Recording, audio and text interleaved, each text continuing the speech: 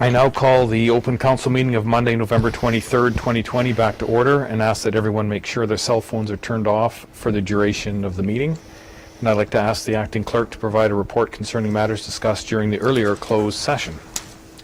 Okay, thank you, Your Worship. There are two items on the closed agenda this evening. Council dealt with the first in the earlier closed session, receiving a presentation from Henry Wall of the Kenora District Services Board regarding human service issues in the city of Dryden.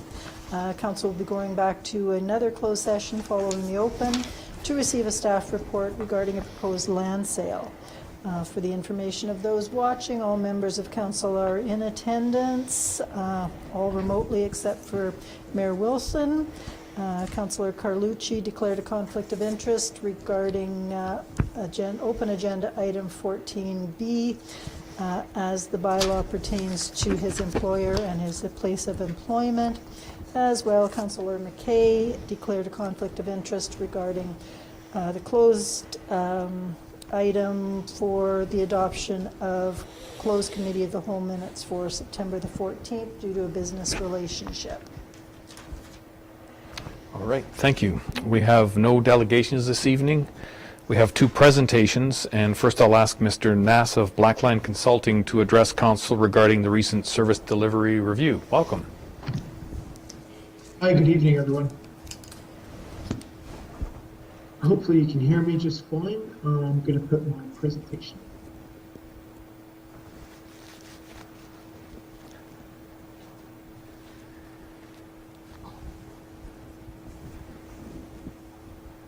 There we go. All right, great. Good evening. Today, I'm going to take you through effectively three portions of the presentation from a report that we've delivered. The first portion is a bit about the current situation, and it's effectively our assessment of the current situation of Dryden and the residents and the staffing portion of it. Secondly, we'll get into the opportunities. So in Blackline's opinion, what opportunities we believe are available for the city to move forward with. And then lastly, a roadmap, and it is very much a suggested roadmap for implementing those recommendations. When we do these reviews, we use a number of sources, and one of the sources that we like to look at to get an understanding of the current situation is a resident survey. We had just under 300 participants in the survey results, and from that we were able to extract certain information. So a couple of things that really stood out from the resident survey: high agreement around the quality of life and everything around the location, the city itself. So that was really great to see. The second was around the quality of services, and this is we asked a few different questions around what was the quality of services that they received today, how do they receive it, how would they rate it. So again, 71% agreed that it was excellent to good. Lastly, there was a good value for taxes, and it was about 39%. This, for me, is an area of we understand that as more of a perception, which is making sure that residents understand the value that they get for their dollar that goes into taxes. So there may be an opportunity there for the city to work on managing that expectation and perception. Again, some of the key observations that we were able to get from the survey, which was that most agreed that the city should look at increasing taxes with inflation, but as long as there's a good understanding of where that's going and what the value is that they're going to get out of it. The opportunities for improvement largely centered around infrastructure, so the roads, road maintenance, and winter maintenance more generally. As part of our review, we also polled your peers. And there's about 4 different peers that we reached out to do a fairly comprehensive review, looking at a number of different services, as you can see to the right-hand side, everything from administration, IT, all the way through to recreation services, airport, and provincial offenses. We looked at 3 key areas, and one was around staffing, how they go about delivering their services. The second was work volume. So what is the level of work that each of the services have? And then financials around expenses and revenue. Generally, what we're able to come out with in terms of the key observations is that, one, Dryden's delivering more work per FTE. So we did a bunch of ratios, and for the peer study, a good example around road services was how many FTEs does Dryden have to manage on a per kilometer basis. And what we're able to identify is that they're on the lower end. Same with the building and bylaw enforcement. Again, Dryden's operating with the fewest FTEs given the ratio of work volume. And I just want to preface that. So it's not looking at purely just the absolute figure of headcount, it's a ratio. So that's, for me, is one of the helpful things to look at, to making sure that we're comparing apples to apples. From an expense perspective, also we found that Dryden is at the medium or below in most cases. In most cases, we found that Dryden's on the lower side as it relates to the service that delivering. Again, where possible, we are looking at it on a ratio basis. For park maintenance, we're looking at, given the number of square meters and outdoor space, what does that look like? So overall, from a cost side and staffing side, you're on the lower end when we compare those services to your peers. We also asked your peers about what are some of the key things that they're focusing in on, and obviously, without a doubt, COVID was top of the list, and adjusting services for that. That wasn't a big surprise. The focus was mainly around moving payments to more online, so being able to digitize and move things onto the website. And secondly, how to reduce some of those physical interaction points with the customers, either closing certain facilities or centralizing some of the services to one customer service counter or service desk. The second was around asset management. There's a couple of things around asset management. The first, which is keeping up with asset management, keeping up with replacement of infrastructure and facilities and maintaining them and the levels of service, as well as creating and updating asset management plans. So those were some of the key things that were being focused on. Some of the challenges were quite common, which was around finding qualified individuals, and also having sufficient resources around asset management. When we do these reviews, we understand that KPMG also did a service delivery review back in 2013. That was largely focused on I'd say, cost savings and cost efficiencies. What we've seen and what we've looked at here is we always like to look at the financial standpoint of the municipality and overall in terms of expenses. And as you can see there, even though the bars do look like they wobble quite a bit, the scale is important to look at. So at the lower end in 2015, we're just about 23 million. 2018 at the top end there is just under 25 million. So just keep that in perspective. But one of the things that we're able to look at is that over the period of 2014 to 2019, effectively inflation has been increasing while the tax rates have been decreasing, and your expenses have pretty much increased over time, and partly that has to do with work drivers are increasing. The number of recreation facilities and square kilometers, both indoor and outdoor, have expanded. The number of the population and dwelling has gone up as well. So those are all factors that do drive cost increase, as well as the cost of those services. Some are relating to just price increases due to CPI. So I thought it was important to look at that. And as we went through our review, we also understood that as a consequence, this does make it very difficult for the city to invest and having to make trade-offs, and effectively, where are we going to put our dollars each year? Like I said, there's a number of different sources that we use. So I've given you a bit of a preview on the resident survey and the peer analysis. We also did consultation. We met with yourselves, council members, as well as staff and management to get an understanding of what they see as what's working well today and maybe what some opportunities for improvements might be. We did a cost and revenue analysis, and we also did what we call service profiles. And each department effectively gave them a list of, here are the services that you deliver. Tell us a little bit more about them in terms of your staffing, your expenses, your work volume, so that we can analyze that. Effectively, we used all this data to then come up with a list of opportunities. And the total list of opportunities, once we got rid of some of the duplication, There's about 79 individual opportunities, and they relate from everything from improving certain services, reducing costs, reducing risk, and increasing efficiency. From there, we went through a prioritization process with the city. We identified 10, which are what we call priority opportunities that I'll take you through away already. And then there's an additional bucket of opportunities. And typically what happens is this bucket of additional opportunities are things that are a bit more tactical. They might be very specific and usually within the control of management to take forward or not. For the next few slides, I'll take you through the top opportunities. And one of the first ones that we had, which was creating a municipal price index. Effectively, it's trying to look at and make sure that we have a better understanding of what expenses are going to have an impact on inflation. So certain expenses are more sensitive to inflation and others aren't. And that's the reason why certain municipalities create a municipal price index. Some call it a municipal cost index.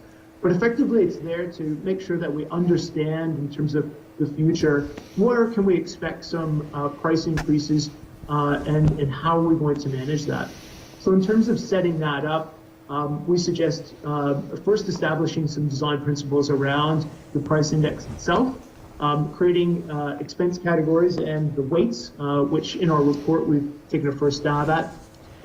Then you'll want to build out the MPI model itself, and we've suggested Excel is absolutely fine for a tool to do that. And then building the structure around it to maintain it, and then using that as an input for your annual budgeting and forecasting. What that will help you to do is have a better understanding of what the impact of inflation is going to be on your services, as well as help you predict changes to your future budgets. Number two, create a citywide reserve strategy. Reserves have been improving over the last few years, and what we're suggesting here is continue on with that work, define a structure around the reserves, everything around the reserve structure itself in terms of the funds, how you're going to fund those reserves, and also create a target for what should the city's reserves be. Effectively, the benefit there is going to be having an improved levels of reserves that you can use for future expenditure. Number three, define a governance framework. And as with most municipalities, there's bylaws, there's processes, there's procedures, there's policies. And one of the things that we identified is being able to be a bit more efficient around having a central kind of way to look at your policies, procedures, bylaws, identify the decision-making, who has authority for what, the delegation of that authority, and creating a very comprehensive and easy-to-use governance framework document so that individuals can look at and understand how do we make decisions, who has the responsibility for that, and then rolling that out in terms of awareness and training. And effectively what we're looking at doing there in terms of benefits is making that decision-making process more efficient, more transparent, and better alignment between the policies and how we're actually delivering those things. Number four, suggesting implementing a risk management practice or framework. And effectively today, the municipality doesn't have one. We're finding that more municipalities are going down this road. Partly for a few different reasons. I mean, municipalities have quite a broad range of services that has to manage on a day-to-day basis. Understanding what those different risks are quite diverse, so the risk universe is quite broad. So having a way to consistently look at that, what the risks are, how we're going to mitigate it, report on it, and make decisions can be quite helpful. I think the other one for me that's really kind of brought this to the forefront is obviously the use of technology, and most organizations are having to adopt more and more technology to deliver services. And with that, there's also different type of risks that are occurring. So effectively, we're suggesting implementing a framework to manage risks, but also then help improve and use that as part of your decision-making process. Number five, implementing a corporate initiatives prioritization framework. Effectively for this, what we're suggesting is today, the way that the city goes about prioritizing initiatives is largely based on the budgetary process. what we're suggesting is having some additional criteria so that as you prioritize and reprioritize, and it's mostly for that latter portion, that within a given year, you may have to change priorities, you may have to shift resources, and having to do that can be sometimes subjective.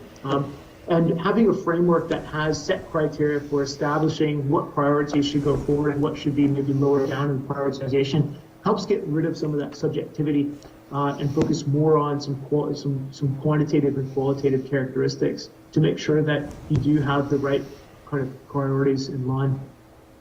And effectively what we've outlined in our report is to create some additional steps in your budgetary process, as well as for a senior management team in terms of how they assess priorities and roll that out in terms of prioritizing and reprioritizing.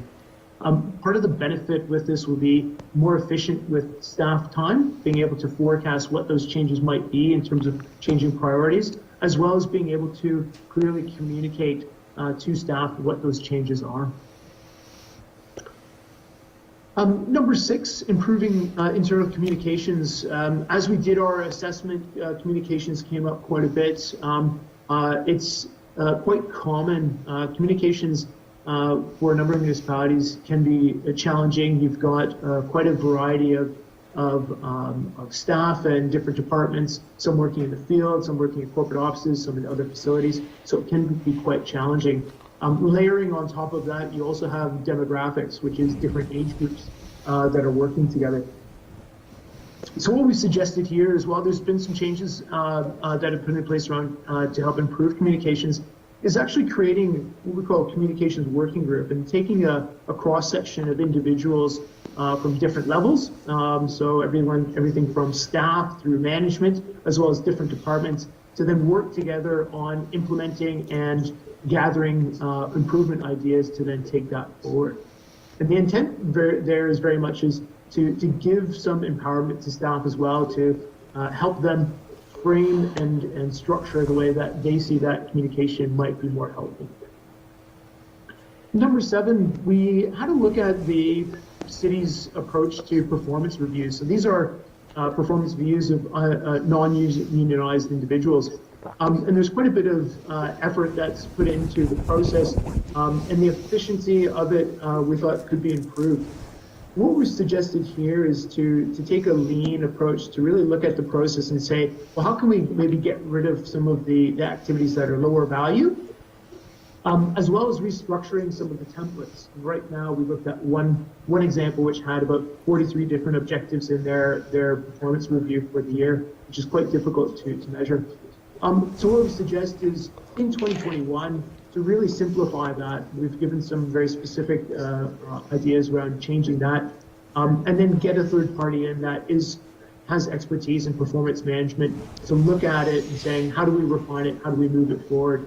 I do think one of the things that we have seen with other municipalities around making this more efficient is also looking at what tools we can use to automate it so that the performance templates themselves aren't just necessarily in Word or PDF, but can actually be used as a data within a system so we can track things year over year. Effectively, there's 2 things that you'd see as a benefit. 1, improved productivity of both staff, management, and HR, and also hopefully better alignment between the strategic objectives, as well as what the individuals are working on in terms of their performance. The last 3 we've got, number 8 is around consolidating the customer service counters. And again, part of COVID is definitely plays into this. However, other organizations are having a look at how they deliver customer service. As we looked at it, there's a number of service counters that the municipality has. There's opportunities to consolidate that, and then also look at how we deliver some of those customer services itself, to be a bit more consistent around our interaction with customers, whether it's residents or businesses. Effectively, we've suggested looking at the process, looking at service expectations, then redefining what you need in terms of staffing needs and training, and then communicating that both internally, how things are going to work, as well as marketing it externally to residents so that they know how to get those services that they've got before. Number 9 is looking at the finance function. And effectively, we had a look at the processes for accounts payable and accounts receivable, as well as utility billing.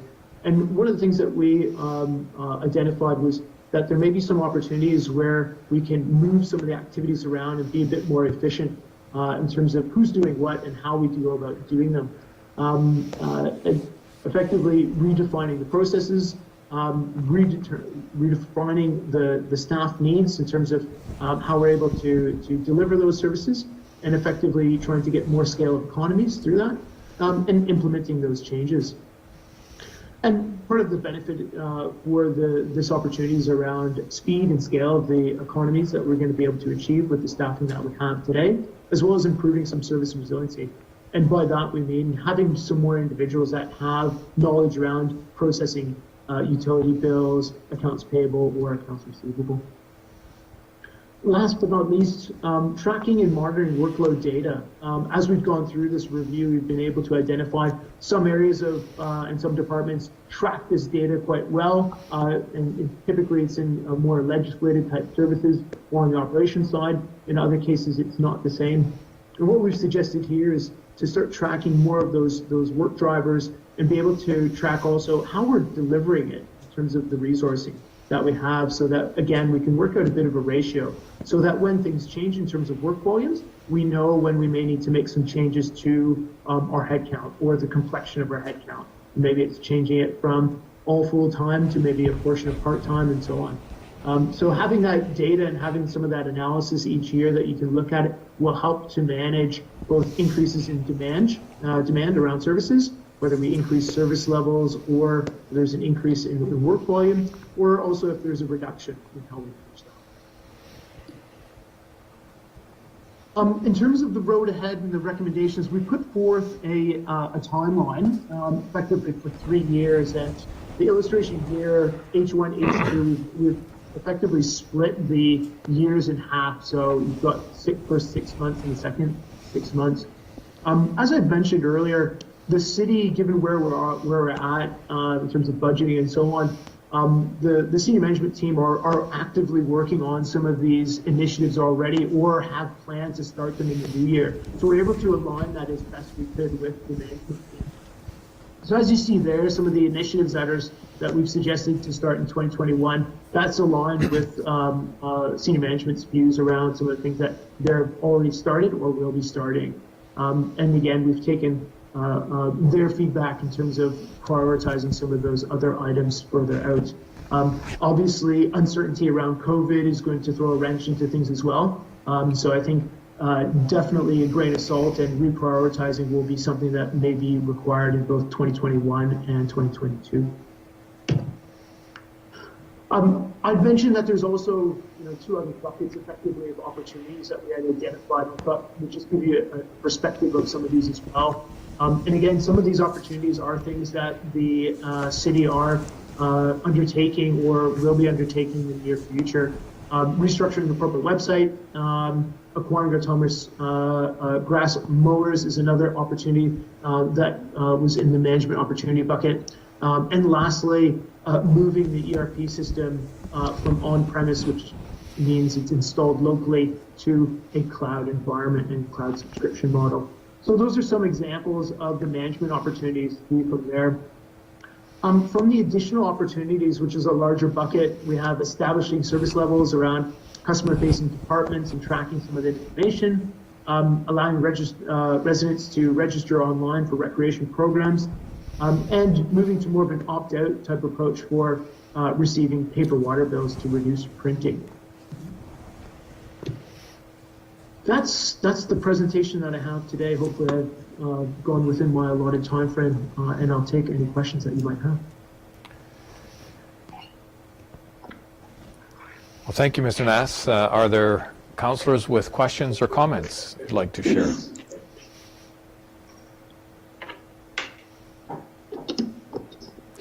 Councillor Bush. Yes, thank you for the presentation and all the work that has gone into this. And I think looking at some of these recommendations, I think there's some great opportunities for the city here especially around some of them consolidating customer service counters, for example, centralizing finance functions, things that normally take place in other organizations that look like they've got some, they're kind of low-hanging fruit and some early successes, and some of the other ones obviously are also very good in terms of moving the city forward. A couple of questions with respect to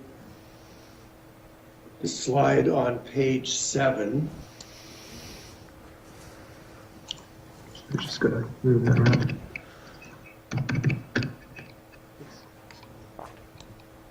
Which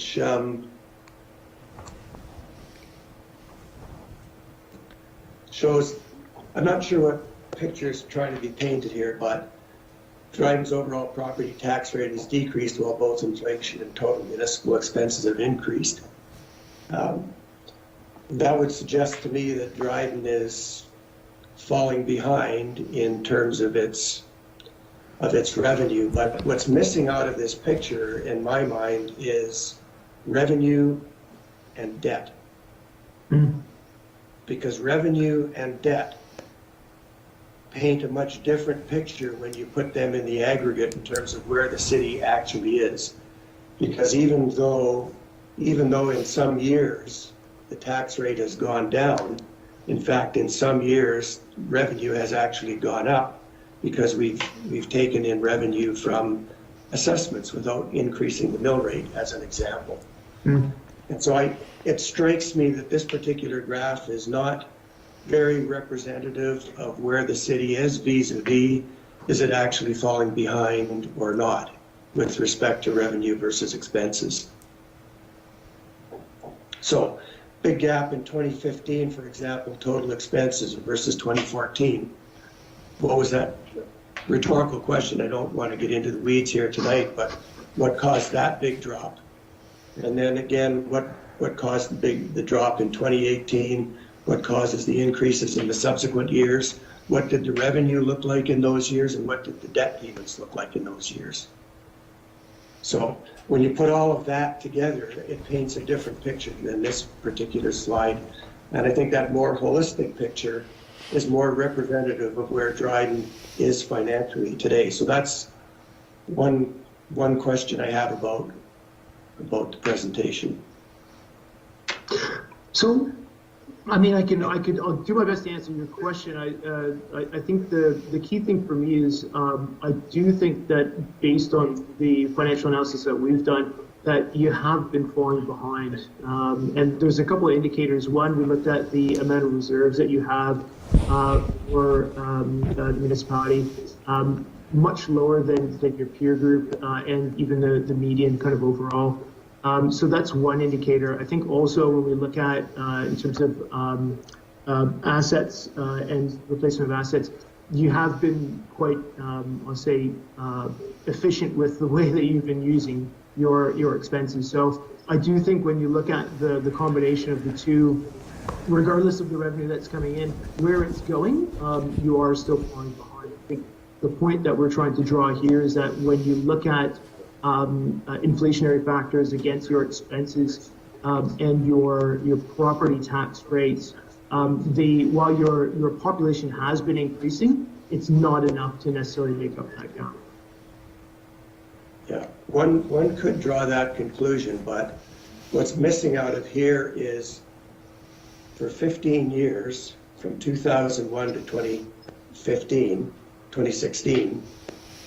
Dryden's taxation rate was 5.57% compounded annually for 15 years, more than twice the rate of inflation. So for 15 years, we were more than twice as much keeping up with inflation. The elephant in the room there was that we basically squandered as a municipality a lot of that money away with the Dryden mobility debt. And so a lot of those tax increases went into debt servicing. So the question today is, with that overhang of the debt servicing now disappearing related to Dryden mobility, and all of the taxes that were basically collected prior to 2017, for example, at more than 2 times the rate of inflation. When you look at where we are today, with the debt being reduced, current expenses, current revenue, where are we today? Because looking back in the immediate past, it's too short a past to draw that conclusion from my perspective. It's really where we are today looking forward, and are we falling behind? The second thing is, when I look at the reserve graph that you had in another presentation, a more detailed presentation, those reserves don't make sense to me, because in 2015, it looks like prior to about 2017, there was a combination of cash and non-cash reserves. And in 2015, the city only had $147,000 of cash reserves. And since 2017, or since 2015, I should say, the city has gone from $147,000 of cash reserves to somewhere in the neighborhood of $5 million. So, in fact, we have not only been servicing debt, we've been increasing our reserves fairly substantially in the period between 2015 and 2021. Now, I absolutely agree, we need to set debt targets or reserve targets, and we're in the process of doing that. And those targets will be much higher than our current reserves. And we need to have a plan for that. So I totally agree with that. But the reserve picture that's painted in the previous document needs to be relooked at, because it's not reflective of cash. So we did have a discussion with the treasurer about the financials for the reserves. So I'm not sure if that's something that we can take offline, but those are the numbers that we were given.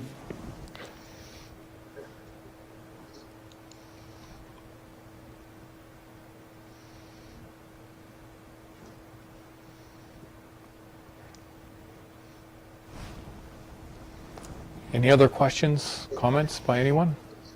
Sorry, I think the screen was frozen. I didn't hear the answer to that, Greg. Oh, okay. Was I the only one? Sure, could you repeat it, Mr. Nass? Yeah, absolutely. We did speak with the treasurer about the reserves to make sure we had the right figures, and those were the figures that were accurate and correct. I do believe that one of the things that you mentioned is, I think Stephen had come on board in 2017, and there was some accounting challenges or issues that he had noticed in prior years. So.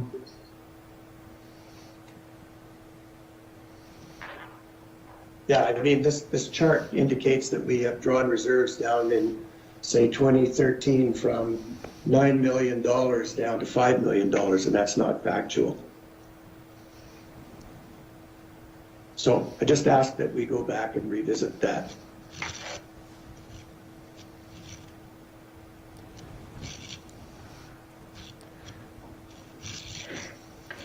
Through the chair? Go ahead, Stephen. Yeah, so Councillor Bush may be looking at a dated document. Like John said, I provided a little bit of information for John, and they did revise their final numbers with regards to reserves. However, prior to the information reflected in 2017, these are still GL balances, but at least we can say from 17 onwards that they're matched with cash. Yeah, I agree. It's just, if we're going to put a graph up, it should just be representative of what we're trying to show. And this one on that previous document doesn't show that. All right, anyone else with comments, questions? Yeah. All right, well, thank you. Right. Oh. I've got a question. Okay, Councillor McKay. Councillor McKay? Okay. Yes. Go ahead. Through the chair, John, when I was spoke to your group during the summer for any of my comments, one of my concerns was to make sure that we had the proper census what our actual population is in the city. Did you guys do some extra work to find, right here it's showing on the one doc, 7,749 residents in Dryden. And you made the comment that we're growing, and residents too. Could you talk more to that number and the fact that we're growing in population? Yeah, so we did look at population. We look at it. We went back to 2009 actually, and looked at the trend from 2009 through 2019. And what we're able to understand is from 2009 to 2019, although it has wobbled in terms of population growth, you are up 19%. So that was the increase over a period of time. So there has been an increase, but the information that we use is from Stats Canada. So that is the data that we have. When was that? So when was the last census done, John? Census would have been 2016. So, and we're up 19% in population? From Is that what you said? Yeah, from 2009 onward. I'd sure like to know where everybody is. Yeah, I seem to recall that there were some problems with reporting from some communities with StatsCan, and I'm not sure how that played out for Dryden. I think it was, from what I recall, 2012, 13, 14, somewhere in there. I don't know if that had much to do with it. Anyone else? Comments, questions? Thanks, Don. All right, Councillor Bush. Yes, thank you. I have one other question. There's a lot to digest in the report, but I was curious about one particular potential additional opportunity under the additional opportunities section, and that was with respect to a potential recommendation to go to a 4-day, 10-hour work week. And the reason was improved efficiency. And I'd just like to know a couple of things. What other municipalities are doing this, and where do the efficiencies come from? Yeah, so other municipalities that are doing them, that's a really good question. I'm just trying to think. There was one that we've worked with, Mississippi Mills, which is just outside of Ottawa, and they did it with some of their rec staff about 2 years ago. And effectively, some of the efficiencies that you get is around time management, but then also overtime. So those are the key drivers why they were making that change. One of the other factors to consider too is also just, I know some municipalities will look at changing the shifts based on the number of vehicles that they have. So just trying to get the right team management around.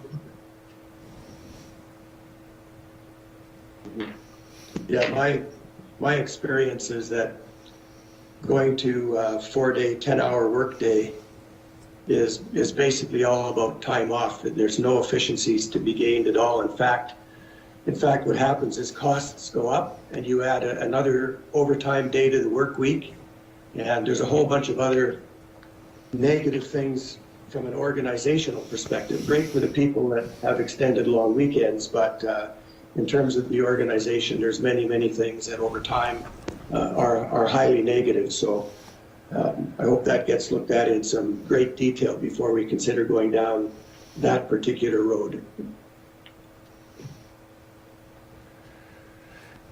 Anyone else?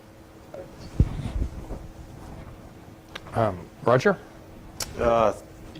Through your worship, I just want to say thanks to John and the entire Blackline team for putting this together for us. It's been the better part of this year. We've been working on it, so I was looking forward to getting to a point of seeing the final report and really looking at the recommendations.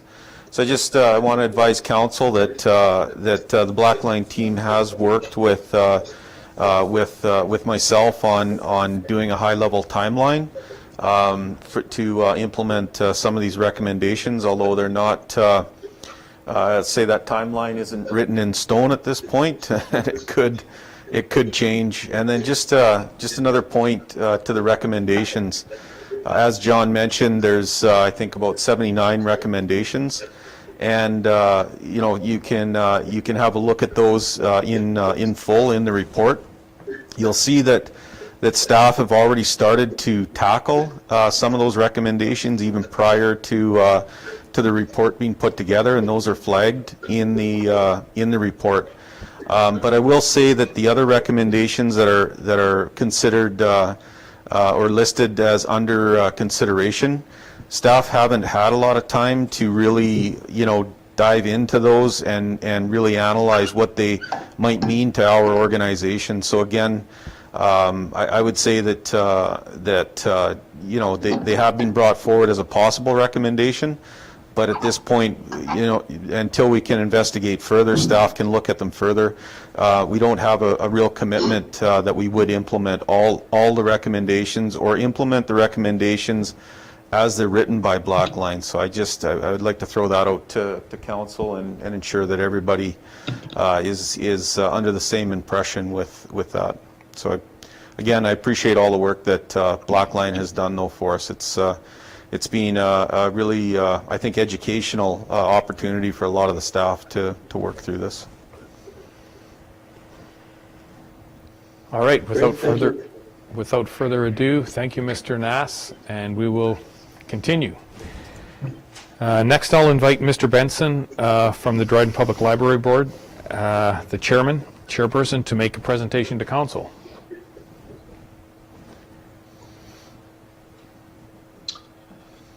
Thanks for the invitation. By way of introduction, I'm a first-time library board member and obviously a first-time chair of the library board. This is also my first time talking to council representing the library board. I'm here to talk about the 2021 library budget. First, I thought it was important to tell you how we assemble the budget for the library. It's a cooperative effort between the library and the city. The library staff provide a forecast of the library-specific expenses and monies to be received from outside sources. The city's finance department provides a forecast of items such as salary, benefits, insurance, rent, and hydro. A draft budget is tallied, and the difference between expenses and revenue is the requested library operating grant. Library board observes the assembly of the budget throughout the fall. Library staff are diligent in trying to maintain a flatline budget year to year, and this ties to the city's strategies for fiscal sustainability. In the 2021 budget, we're requesting a library operating grant of $360,000. That's a 6.5% increase over 2020, or about $22,000. And that needs to be explained. This is partially because the 2020 operating grant was unusually low. In fact, it was lower than the operating grant in 2019. While we were preparing the 2020 budget, we knew we would have one staff member off much of the year on a leave of absence. The savings from that leave was about $11,000 in unpaid benefits. That employee is now returned to work. Also, the estimated cost of building maintenance was reduced by $2,500. Those savings of $13,500 were removed from the library budget prior to the start of the year to help other city priorities. With regard to 2021, it's my understanding that there's a salary increase of about $5,500 and an increase to insurance costs of about $2,500. When these four items are considered, the budgets in 2020 and 2021 are very comparable. We believe we've delivered a practical and flatline budget. We would, however, like to bring to council's attention the library board's interest in increasing our service level in the future. Let me be clear, this is currently not part of the 2021 request, but we'd like council to be aware of our thinking. In the future, the library board will be seeking council's consideration for a service level increase in the form of an additional 4/10 of a full-time equivalent. That's about a $20,000 to $25,000 request. We recognize this is a bold request when council's dealing with tight finances. but it's tempered by the library's mission to empower a brighter future by providing resources, services, and tools. The library staff and the board have been discussing an increase prior to COVID, and when I thought there might be some relief coming in future municipal budget years. Currently, the library has 1 chief librarian, 2 permanent full-time library technicians, and 6/10 of a permanent part-time library tech. We would like council to consider increasing that 6/10 of a position to a full complement. And our rationale would be threefold: expanded programming, increasing outreach, and a staffing level relative to the population served. In the last 7 years, our programming has increased 250%. We now deliver programming both in and outside the library. We offer regular programming for youth as well as seniors, and we continue to cultivate new community partnerships. This has led to an increased community engagement. This ties to the city's strategies for supporting community well-being and promoting diversity and inclusion. We're at the start of the process of contacting local First Nations, another municipality, and a local services board to discuss contracting for library services. These communities don't have a library, and we would be interested in providing library services to them for a fee. This would create a new revenue opportunity. This ties to the city's strategies for fostering positive relations with Indigenous people and neighboring First Nations and seeking new creative revenue sources. Finally, increasing our staffing level would bring our library closer in line with the provincial average and regional norms for staffing in a library of our size. Thank you for your time, and I would be happy to try to address any questions you may have. Council, questions, comments?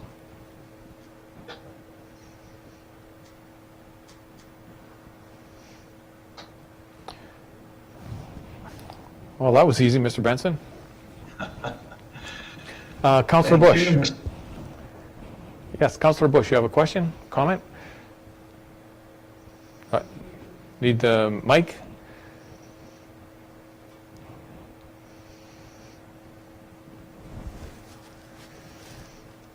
Okay, it took me 3 times. There we go. Thank you for the presentation, Mr. Benson. Just with respect to the 2019 budget, what was the budget? You said it was higher than it was in 2020. Correct.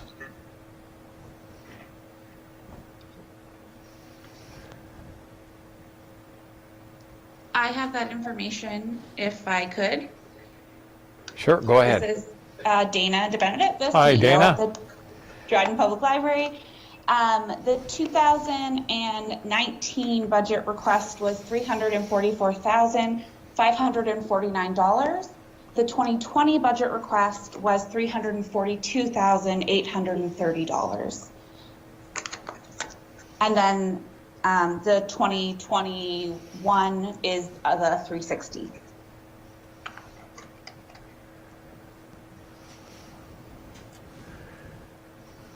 All right, thanks, Dana.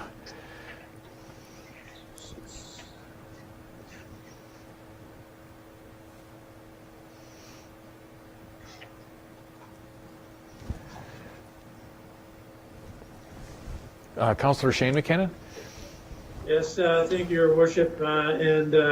Just a comment, I think that we are very fortunate to have Mr. Benson as our board chair for the library, certainly a dedicated individual, and he's certainly a credit to the library and the community, along with other board members, Shirley Cole, Carolyn Golding, Suzanne Lockyer, and Angie Barton for council's reference. And certainly Dana and her staff do an outstanding job each and every week. So thank you all. Appreciate that, Councillor McKinnon.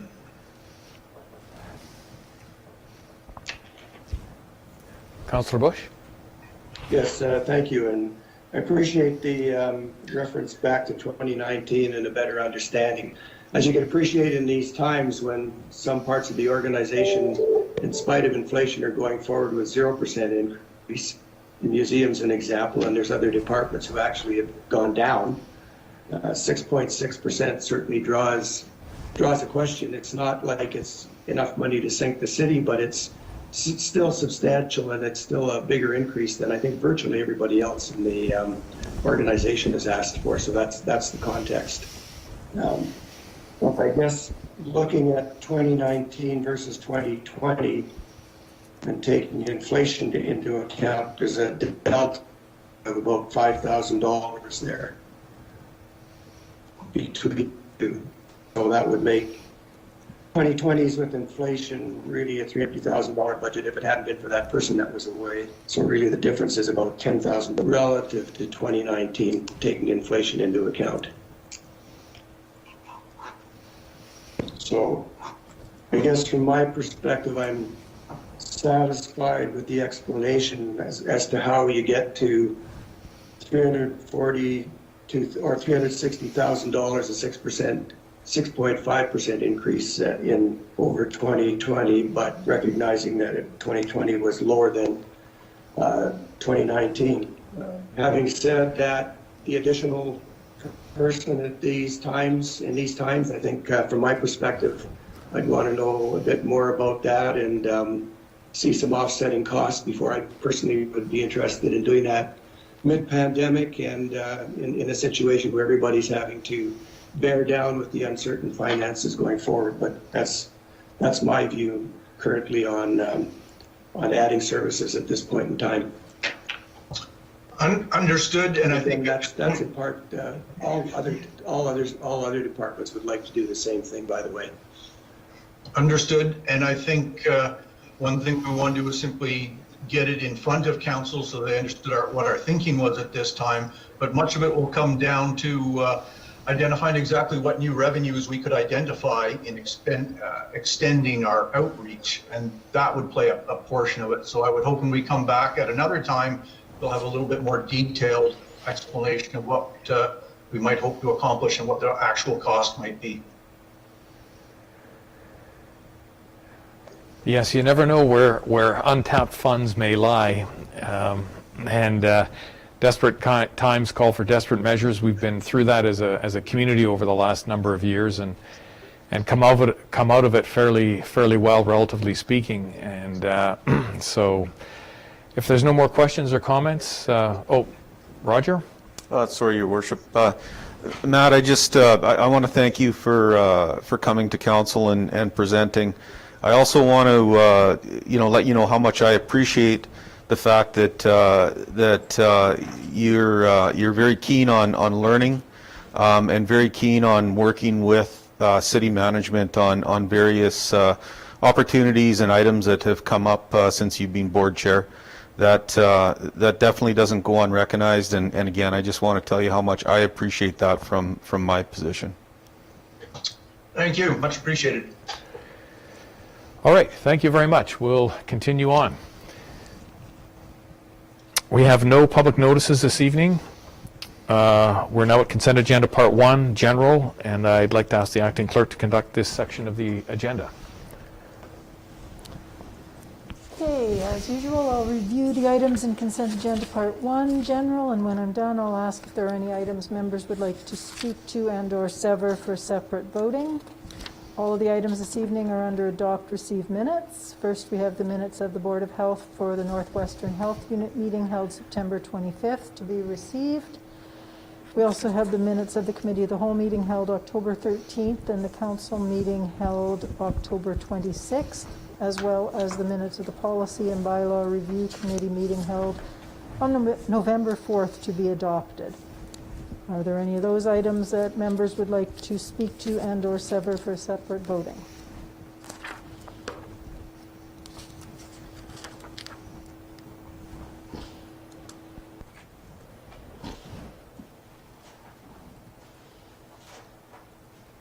Worship, can I go ahead with Nothing? No, go ahead. Okay. So I'll be looking for someone to move and second the motion for the consent agenda part 1, please. Councillor Carlucci. Seconder, please. Councillor Price, thank you. Moved by Councillor Carlucci, seconded by Councillor Price, that council hereby consider the following items of the consent agenda, Part 1 General, under date of November 23rd, 2020, as read and adopted. 10A, B, C, D. All in favor? Aye. All right. Aye. No nays? Carried. Thank you. So we're now at consent agenda part 2, bylaws, and I'd like to ask the acting clerk to conduct this section of the agenda as well. Okay, again, I'll review the items, and when I'm done, I'll ask if there are any that members would like to speak to and/or sever for a separate vote. This evening, we have 2 bylaws in the consent agenda. First is bylaw 4784-2020, which is the borrowing bylaw, and normally this bylaw is adopted early in the year, but that did not happen this year, so it's being brought forward tonight. I've been advised that we can expect the 2021 borrowing bylaw to come to us early next year. The second bylaw is bylaw 4785-2020, to authorize the execution of a 1-year renewal to an agreement between the city and the Keewatin Patricia District School Board for the provision of parking enforcement services at the property located at 100 Casimir Avenue, as presented at the November 9th Committee of the Whole meeting. Does any member of council wish to speak to and/or sever either of these? No. Okay, mover and seconder. Yep. Someone to move and second, Councillor Shane and Councillor Bush, thank you. Moved by Councillor Shane McKinnon, seconded by Councillor Bush, that council consider section 14 of the consent agenda, part 2 bylaws under date of November 23rd, 2020, which includes the following bylaws as read a first, second, and third time: bylaw 4784-2020, bylaw 4785-2020. All in favor? Carried. Thank you. Okay, we're now back to the regular agenda, which is out of consent. Each item on the regular agenda will be presented individually to council. Staff reports. I'd like to call on Ms. Skillen to present her report. Good evening, Mayor and Council. I have presented this staff report on our pedestrian overpass facility as vital information and to request direction from Council on how best to proceed. I'm asking the Council direct staff to investigate or pursue more information with respect to cost savings or design changes to further enhance the pedestrian overpass facility and report back to Council with any financial or operational considerations coming from it. The report this evening outlines cost considerations for the operation, maintenance, and cleaning of the facility. The pedestrian overpass is a vital connection between our downtown core and our North Dryden and residential and commercial areas.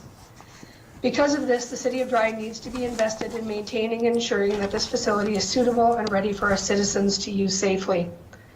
This report includes details of an engineering inspection that was conducted this past August to bring our asset information up to date with respect to the structural wellness of the pedestrian overpass.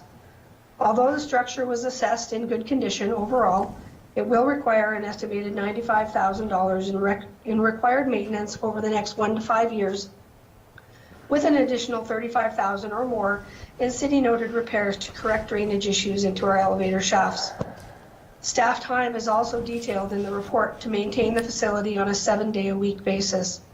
Vandalism such as graffiti and elevator damage happen quite frequently. Staff and the public are regularly exposed to significant potential for harm due to loitering and human biohazards, as the facility offers an unsupervised and unmonitored heated and protected shelter of sorts. 2020 saw a minor reduction in this staff time due to the fact that we were closed for 10 weeks for COVID-19. The frequency of elevator closures is unpredictable and can be a significant cost. When caused by damage due to vandalism or misuse or equipment failure, a service technician's visit is typically $1,000 or more to just investigate, and depending on the work required, can be many thousands more. The costs from 2018 to 2020 are listed in the report. As noted, the pedestrian overpasses, elevator shafts, and mechanical room are currently electrically heated. In 2020, we are on track to be approximately 9% higher than the costs incurred for 2018 and 2019. This amounts to over $19,000 for 2020 just to heat an unoccupied space. As documented, there are significant costs and risks associated with the pedestrian overpass. The Facilities Department will be investigating the conversion to natural gas as a cost savings measure. As well, we are in process of adding LED lighting to both save costs and improve the lighting for users in the walkway. If council believes from a service level perspective that the pedestrian overpass is important to the city of Dryden, I suggest here a few options to consider. Investigate service reductions or time of use restrictions to increase safety for both users and maintenance staff. Investigate design changes with the goal to help reduce risks and associated costs for the future. Thank you for listening, and I open it up for comments or questions. Well, Ms. Skillen, that's a good report. I appreciated reading it. It was comprehensive, and there's, I'm sure council has some opinions on it. It's a valued structure and a valued service that it provides, but can we provide that service more efficiently and effectively? So, council, questions, comments to Ms. Skillen? Councillor Carlucci? Great report, ma'am. Thank you. And I agree with Mayor Wilson that it's a great asset for the city. Do we have a traffic count that goes over that walkway? Do you have an idea of how many people use it? Through your worship. No, that is one fact that as I was developing this report, I thought would be helpful information going into the future for decisions. So it is on one of my notes to consider for sure. Okay, thanks. Councillor Shane McKinnon? Thank you, Your Worship. And thank you very much, Ms. Gillen, for your report. I'm very happy that the structure is sound. I think that was probably a big worry in the back of everyone's mind. And it has a life expectancy of at least 25 more years, which is a good thing. The structure was put into place to not only assist people back and forth across a dangerous stretch of tracks, but to really stop some of the incidents we had, as I recall, from years ago, where people lost their lives trying to cross the tracks in areas that weren't protected. I do have some questions, and I guess first of all, other than the elevator structures that are located there, do we have anywhere else in the vicinity, downtown or otherwise, certainly during the winter months, where people can warm up? A shelter or a warming center or even public washrooms of any kinds that are open for people? Through your worship, based on my knowledge, no, I don't believe that there are any specific facilities for that purpose. So the pedestrian overpass then would attract people who may simply want to stay warm in the winter or during inclement weather. We had, again, I'm dating myself, but video surveillance on the entire structure, several cameras that covered elevators, the walkways themselves, I believe the stairs, elevators up and down and inside the elevators. What is the status of those cameras? So through your worship, the video surveillance that we currently have, the CCTV footage, specifically focuses on the two end elevator structures. So inside the car of the elevator and the outside, we'll call it lobby areas of the elevators where our doors and our windows are. So yes, we do have coverage that way for determination of culpability such that. And just two more questions, if I may, Your Worship. Those cameras, are they, have they been tendered in evidence, the video from those, anytime recently to address the vandalism there? Through your worship, yes. Anytime that we have specific damage that we can attribute to a person rather than a failure of equipment. We do check the cameras for a period of time in advance of that, and police reports are filed. Thank you. And my last question was, as far as a complete overhaul of the pedestrian overpass, I think it was commissioned, if I'm not mistaken, in the 80s. Has it ever had a full makeover, elevators, really cleaned out well, windows replaced, that kind of thing? From my understanding, we have always done only as required. So we've cleaned windows yearly. We've obviously maintained and do cleaning rituals on it every single day of the week. We do tend to, in the early part of the summer, go through and wash and mop everything within the building. But as for an overhaul of exterior or anything of that nature, I don't believe anything's been done in any time in the recent past. Thank you. Roger? Thank you, Worship. Just a couple of additional comments, maybe to Councillor McKinnon's questions and Ms. Skillen's answers. The cameras are in the structure, have been for many years. The cameras are not monitored. There is no active monitoring happening with those cameras. They are used simply as a recording mechanism, and if there is an incident, then they can be video footage can be retrieved if it's within a certain time frame after the recording. So I think that's an important note, is that the cameras are not actively monitored. And then just an additional comment to the use of the overpass for warming purposes, which I'm sure it is used for that purpose. But what we're seeing is it used for other purposes as well, which is really bringing forward some safety, health and safety concerns for both the general public and our employees that attend the facility to maintain it, clean it, remove snow, things of that nature. So just to make that additional comment. Thank you. All right, anyone else? Councillor Bush? Turn the mic on.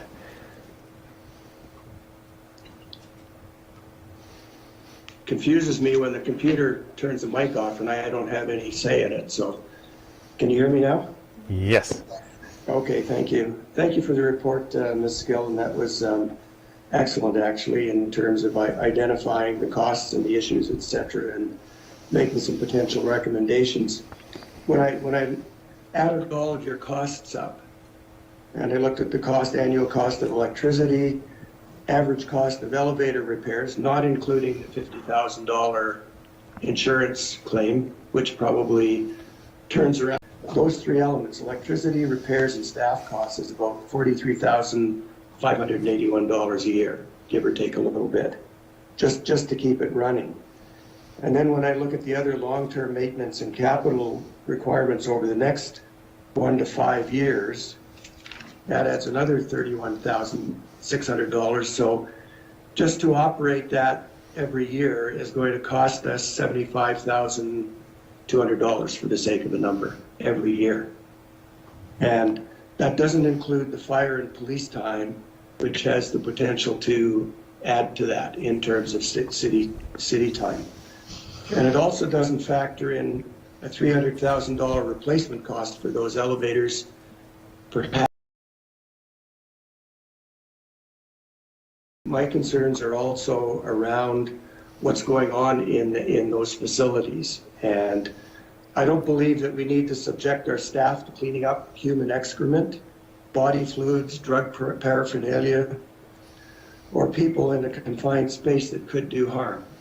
And I have heard from people that they are afraid now to go through there. They won't go through there anymore. They'll take alternative transportation into town or walk a different way through the underpass. And so those are problems and concerns that aren't new. It's just now that they seem to be coming more and more to the forefront. And so from people that it attracts, based on the concerns people have for their safety. And I don't like the idea of our staff having to deal with all of the stuff that's left in there. And so when I look at that, and when I look at the fact that we do have alternate transportation now, we do have MyLift, for example, where people who have trouble getting back and forth can use MyLift. What's changed in my mind is one of the original reasons for putting it in was the old Dryden house. And the old Dryden house, people used to leave the Dryden house and go to the Husky for something to eat. And so that created a lot of traffic at night and whatever else that was problematic and dangerous. Well, as we know, the Dryden house doesn't exist. So given the fact we've got alternate transportation methods and we've got extremely high cost for something that's probably dubious in terms of the kind of clientele that access it and push other people out, and all the expenses and all of the exposure to our staff, I'm quite frankly not interested in keeping it running. I'd prefer myself to shut it down, get rid of the expense, communicate to people that they have an opportunity to go downtown or to go back and forth with MyLift, and there's also the underpass. So that's where my thinking takes me based on the totality of what I see going on there. Thank you, Councillor Bush. Anyone else? Comments, questions? Councillor Shane McKinnon? Thank you, Your Worship. Not everyone has access to MyLift. It costs money to take MyLift. We have an aging population. We have people in wheelchairs. The pedestrian overpass terminates at the food bank. People go there every week because they have no alternative. I just think that it would be shameful for us to close something down or abandon something or try and reconfigure it that is not wheelchair accessible. We've got enough of those places already in the community.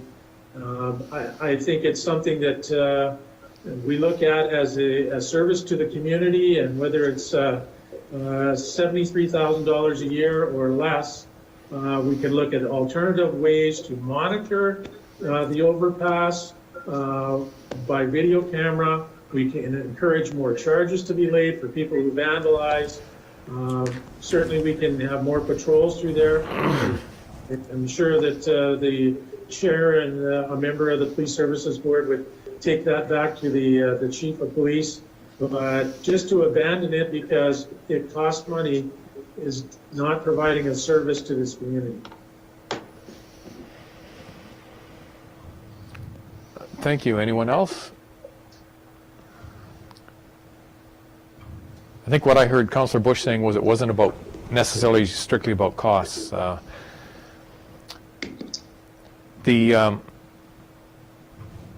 like the summary that Ms. Gillen has presented, and she's asking Council to provide some further direction on the matter. Is Council interested in investigating design changes to the facility with a goal to help reduce risks and costs associated and improve its overall safety for the future? So there's a concern for safety, there's a concern for costs, there's a concern for convenience for people.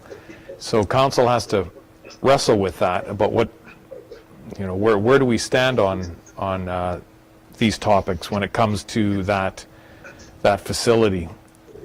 So the last comment was perhaps investigate usage numbers and service reductions for the facility to increase safety both for users and for maintenance staff in the interim. So comments related to those comments found in the summary. Roger? Through your worship. Just before I comment on possible design changes, I just want to comment on the MyLift service.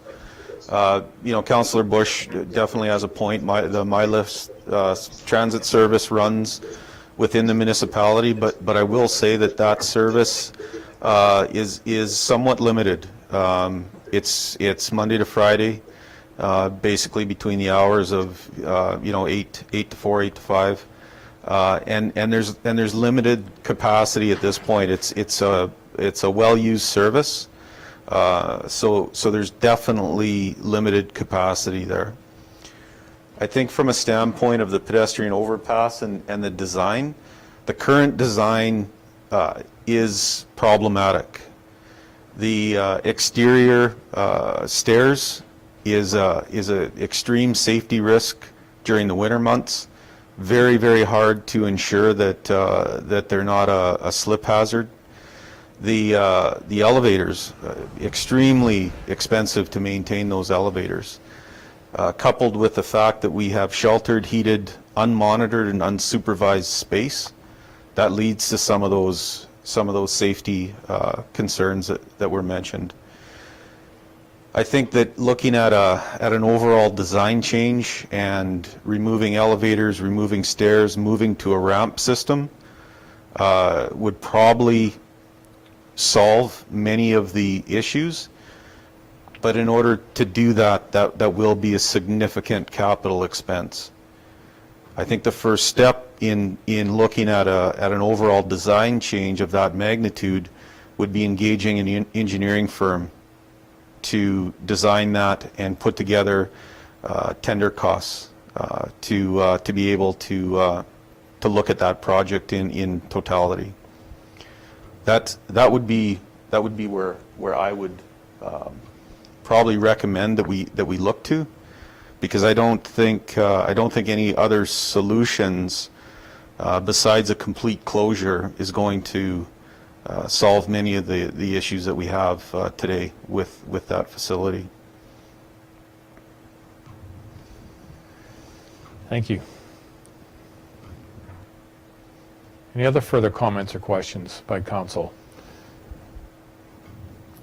So she's looking for direction. My personal feeling is I think it's the first thing, we need to know how much it's being used. And as someone said earlier, the way that facility is being used or has been used has changed over the decades. So we have to keep that in mind. But we want to understand how much use it's getting.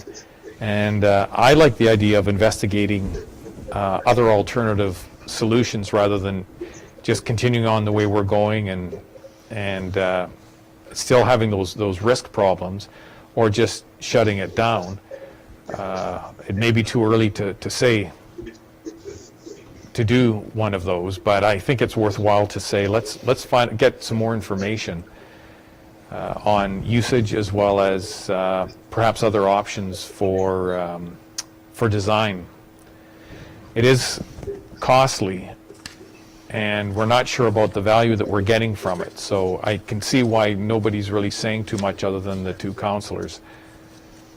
So those are my thoughts. Anyone else? Councillor Bush? Yes, Councillor McKay had his hand up earlier, Mr. Mayor. Okay, can't see him. Go ahead, Councillor McKay. What I was going to say is I don't think council has enough information in front of us. And the reason I wasn't putting my hand up again, Greg, you spoke to, we need to get head counts on how much it's used, when it's used the most. Would there be an option of maybe, shutting it down from midnight till 7 in the morning? Just, is the usage, how much will the usage be affected with certain times of shutting it down, maybe to mitigate some of the concerns on vandalism. Like I've seen ramps in Calgary, for example, that spiral up for crosswalks, but I haven't seen anyone with the elevation, the height of that one. They're not normally that high, and ramps are just awful in our for ice slippage problems in our environment here. I've got one in front of where my office is, and it's always a concern with sun hits a little bit and you've got ice and then it freezes and you got a slip hazard, big slip hazards. Way worse than stairs, I find. So I don't know what kind of a design change that I could see that would be cost effective and affordable and alleviate all these concerns we have with the current situation. There's just different costs and design changes. In the end, it's about as Councillor McKinnon said, it's not about money, it's about providing a service and how we mitigate any concerns we have for our staff and citizens that are afraid to use it. So I think we need more information, as the Mayor said earlier. That's all I have to say. Thank you. Roger, or you? Through your worship, staff can gather usage data. That's not overly difficult. Yeah, it would be helpful. Councillor Bush? Yes, Your Worship. I just have to say it one more time. But I find it's totally unacceptable to expect our staff to clean up human excrement and body fluids and needles and have to deal with that kind of a situation on any sort of frequency. So if that's happening, I'd like to know how frequently that's happening and how big of an issue it is. Because I can tell you right now, if it was me and somebody asked me to go up there and do it, I would not do it. I might do it once, get it done, but as a regular matter, of course, I would not be going up and cleaning up that kind of stuff on any sort of frequency. And I don't think we should expect other people to. I think that's totally unacceptable. Well, I talked to Dennis, who one of our staff custodian, who has done a lot of that, and I think with his brother. He wanted to take me over to it to show me what he was dealing with, and this is probably two years ago, maybe 3 years ago. And I was amazed at how much time and extra time and time on his own that he would put in to clean off the graffiti and clean up the excrement and, you know, the urine smell and so on. And I'm not happy with the way it's deteriorated, the way that it's been used, or I would say abused.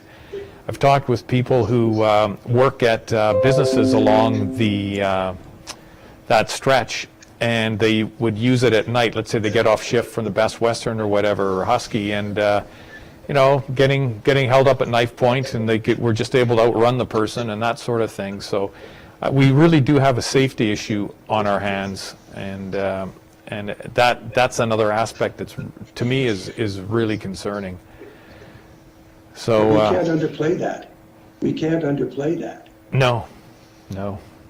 All it takes is somebody to get stabbed or whatever else the case may be, or get sick from any of that stuff, and it's on us. And it should be. So no particular direction other than, can we say that we would like to get the head count? We've agreed to that. We'd like to get more accurate numbers, usage, volume. And go ahead, Roger. Through your worship, we can get usage data. I believe that Ms. Skillen is tracking some of those incidents at the pedestrian overpass where there's certain elements that need to be dealt with. I do have to, maybe it's not the obvious, but I do have to state that some of these issues that our staff are dealing with at the pedestrian overpass, they're dealing with it in many other facilities and parks in our community. Our public washrooms in our parks are a constant, I'm gonna say hazard from a standpoint of biohazards and such, used sharps. We run into that, our staff run into that with our public washrooms in our facilities. They run into it in the outdoor park areas. So this isn't an isolated problem for our staff, isolated to the pedestrian overpass.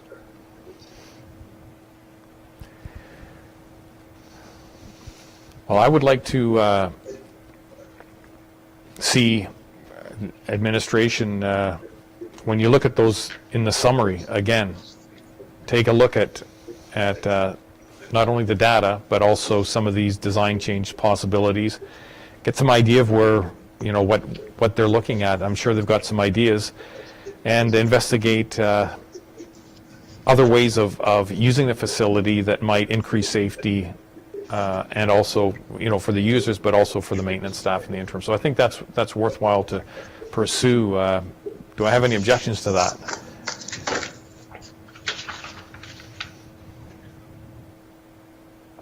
Silence. I'd support you on that, Greg. Sorry? I'd support you on that. Okay. All right. Okay, thank you. Where are we? Okay, so Mr. Stephen Lansdale-Roll to present his 2 reports. Good evening, Your Worship and members of council, staff and public. My first staff report is presenting a draft 2021 operating budget summary and draft capital plan. The recommendation is that council receives this as information.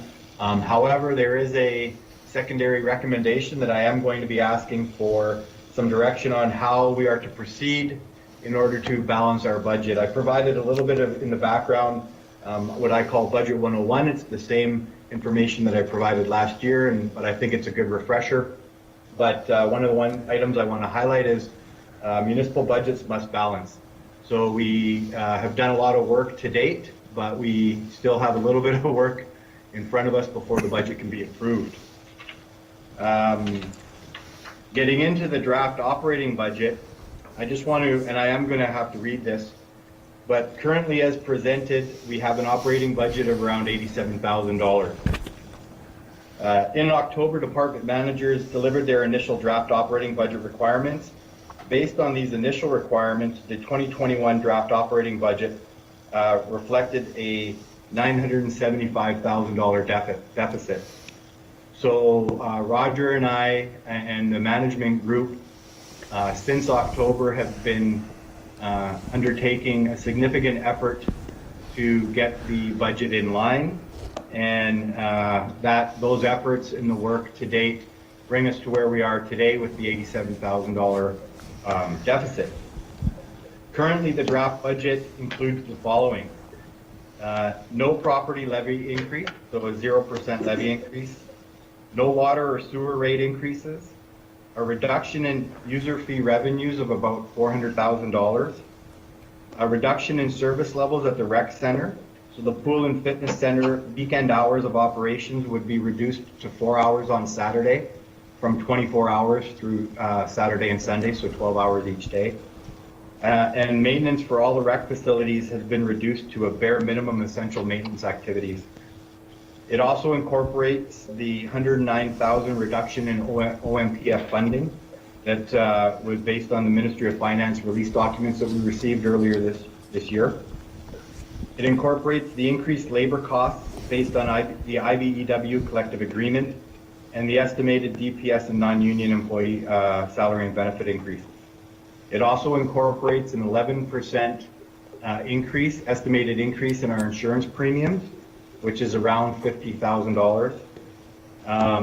And it also, this is key, and this is based on some previous discussions that we have had with council, knowing that in 2021, when our debt servicing costs are at a more manageable level, that we would be no longer pooling water and sewer revenues to be used in other city departments. So water and sewer rate revenues are going to be supporting water and sewer rate related operating capital and reserve allocations, and that's reflected in the 2021 draft budget. It also, Steve, you need to pause there, Steve. Just a second. Yay! That's a big deal, everybody. Okay, sorry, continue. Appreciate that, Mayor Wilson. So this also incorporates the estimated $200,000 in municipal accommodation tax revenue being allocated to the new waterfront development reserve fund.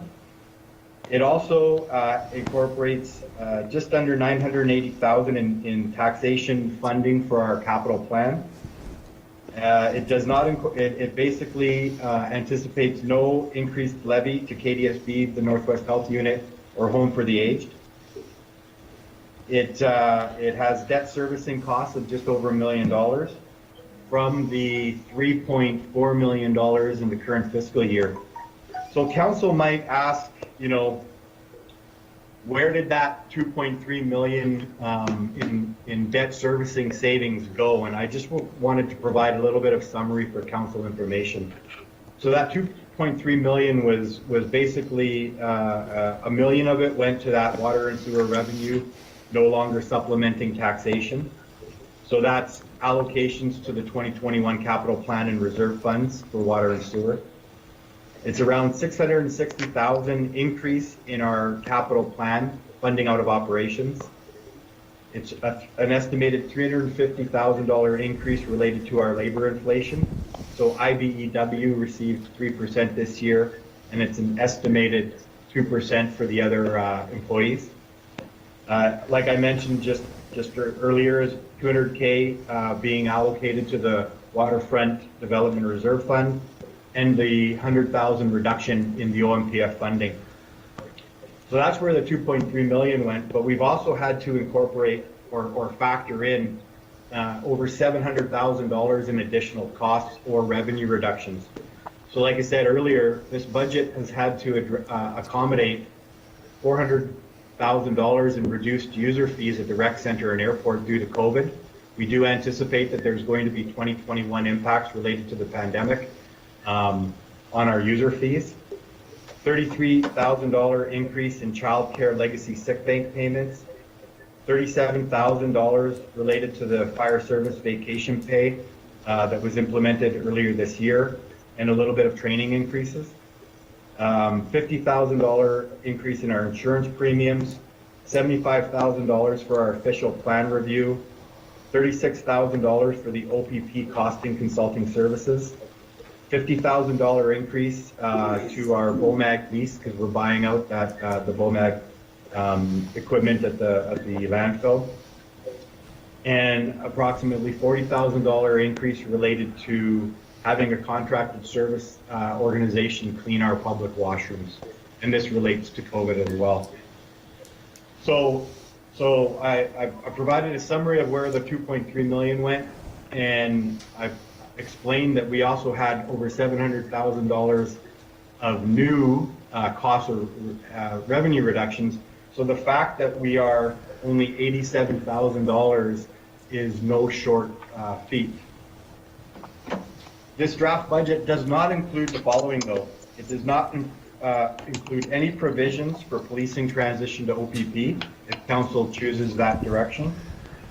It does not include any change in the large industrial tax ratio. It does not include any library service level increase, and which is the library board chair's presentation this evening's timely because he spoke to their desired or requested service level increase this evening. It does not include any budget associated with the cost of developing a trails pathway bridges feasibility study. It does not include any budget associated with the cost of designing, engineering, tennis or pickleball court development. So those are some of the things that this budget does include, and it identifies some of the things that the budget currently does not include. So I provided council with 5 options to balance the budget. I'll go through these this evening, but there is the 6th case that council decides to pick a little bit of each or chooses multiple of these options. But the first option is a levy increase of $87,150, which would equate to around a 0.6% increase in the mill rate. The other option is to actually budget for a transfer from the general operating reserve as a revenue source in 2021. So a little background here, I presented earlier this year a 2020 operating forecast where we're anticipating generating an operating surplus of approximately $950,000. It's a substantial amount of money. And as per our surplus and deficit policy, that $950,000 is going to be allocated to 3 different reserves: 50% to the general capital reserve, 25% to the operating reserve, and 25% to the emergency capital reserve. So that 25% of 950,000 will be estimated around 238,000. So there's more than enough that's going to be allocated from 2020 surpluses into that reserve to offset this 87,000 draw if council chooses that direction. Another option is to budget. So there's been some change in legislation that allows us to use provincial gas tax funds for operating expenditures. Previously, we were limited to capital expenditures, or operating expenditures over the municipal threshold. Our municipal threshold was more than twice what we were spending from an operating perspective on transit, so we were never going to get there. But now with this change in legislation, we could actually draw on provincial gas tax funds for operating expenses, but there's a risk with that, is that would reduce the municipal contribution to transit, which would then have a downstream impact of reducing the amount of provincial gas tax funds we receive. So I just wanted to make sure the council was aware of that fact. Another option is to reduce the waterfront development reserve fund allocation. So right now we're budgeting $200,000 in municipal accommodation tax revenue, with those dollars all going to the waterfront development reserve fund. So council could decide to transfer less to the reserve fund to help balance our operating budget. And the last one is to reduce the capital plan funding out of taxation. So like I said earlier, there's around just under 980,000 out of taxation for our 2021 capital plan. We could reduce that value, draw from reserves to a greater extent, or actually reduce the plan in and of itself. So before we get into the discussion, I just want to speak to the capital plan. Our 2021 capital plan as presented has almost $6.2 million in expenditure. More than half of that is coming from external sources. These would be federal gas tax fund, ISIP funds, ACAP funds, connecting links funds, things of that nature. It does have a draw of around $1 million from our reserves. A lot of this is pre-committed land sale reserve draws, but there is around 360,000 of the modernization funds that we received last year. The 980K from taxation, 630,000 out of water rate revenues, and 50,000 from sewer rate revenues. So I open it up to questions. Maybe we can talk about some questions before we get into the options. And I see Roger has his hand up. Roger? Through your worship, just a quick comment out to council before we dive into questions. And again, our treasurer hit on this, but in order to get the operating budget to this point, there's been a substantial service level decrease proposed in the recreation community services budget. And while I completely appreciate the community services manager's effort along with his team to mitigate those revenue losses that we're expecting due to COVID, I want to call council's attention to that, because it is a substantial service level decrease that I guess in my mind, or in my opinion, is an option for council to consider. It's worked into these numbers currently in the treasurer's draft, but it is an option that council needs to carefully, I think, weigh. So I just wanted to throw that out before council started in with questions.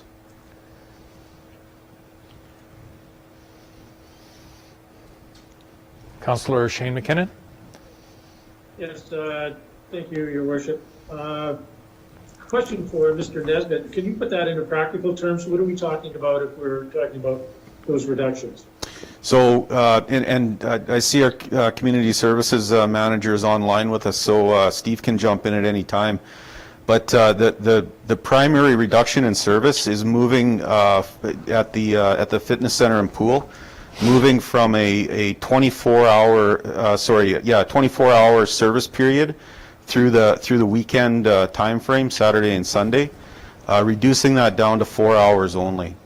And there's also a substantial decrease in planned maintenance in the facility. We've looked at reducing all maintenance down to essential maintenance.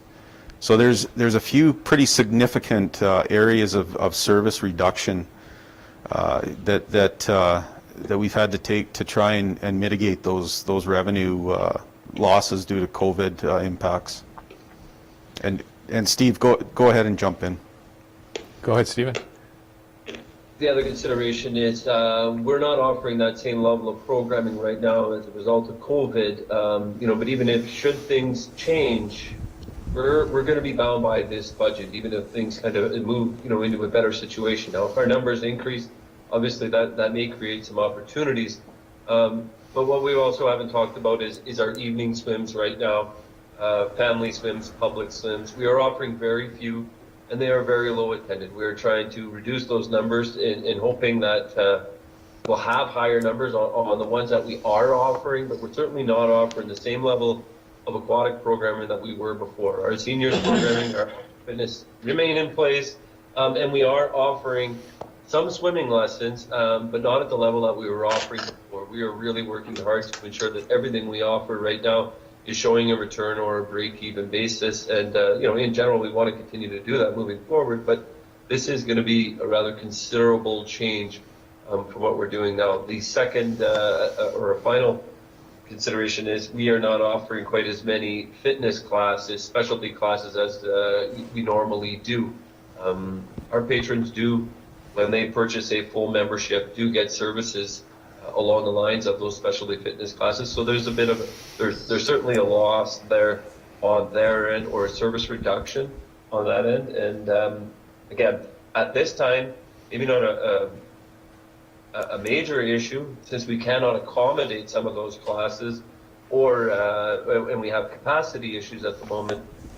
But should things, the COVID environment change at one time or another, we may be somewhat bound to this budget in where we're built in. So Steve, you're trying to figure out how many people would come if they could come, when you think about the quote unquote normal hours, evenings and weekends in particular, versus no, they're not coming because we're not open. Could you enlighten us maybe a little more on that, or do you have a sense? Basically, at this point, we know we can't accommodate everyone in the facility. If our members wanted to come in as we were pre-COVID, we simply do not have the space for that, which obviously limits our revenue opportunities when we're there. Now, should that COVID environment change and occupancy levels in the building are loosened and we can have more, there is a chance for increased revenues there as well. Right now, we know that we can't do this. We know that we have a number of our clientele who just aren't ready to come back to the facility. Many have, but we also know not all have. And the second part of this too is we were talking about the pool and fitness center here. A lot of our revenues do come from the arena. There is a chance that we could get increased revenues from some of our ice users when they come back. But again, there's a lot of unknowns here at this point, and although I'd love to see and be able to predict what's going to happen with this, it's really been a moving target, and it's certainly concerning, and I don't think anyone's going to tell you it's looking better right now. Roger? Through your worship, and the treasurer may have mentioned this, but planning this budget, all of the managers assume that we're going to be dealing with a similar situation from a COVID standpoint for at least the first 6 months of 2021. And based on what we're hearing in the media and such, I think that's very realistic. As a matter of fact, we may be in this situation, well into next year, third quarter or even longer. So that's, again, lots of unknowns, but that's the assumption that this budget was put together on. Thank you. Councillor Shane? Yeah, just so it's crystal clear in my mind. So you're going to budget with those service reductions in mind for the entire year of 2021, because, and with the thought that COVID may take place or will be under restrictions for 6 months, but nonetheless, you're not going to have a budget to operate after that for the next 6 months. No. We're looking at it. If that question was directed to myself, I'm not sure who that question was directed to. I can answer it, Steve. Go ahead. So our budget reflects revenues and expenditures with those service level reductions.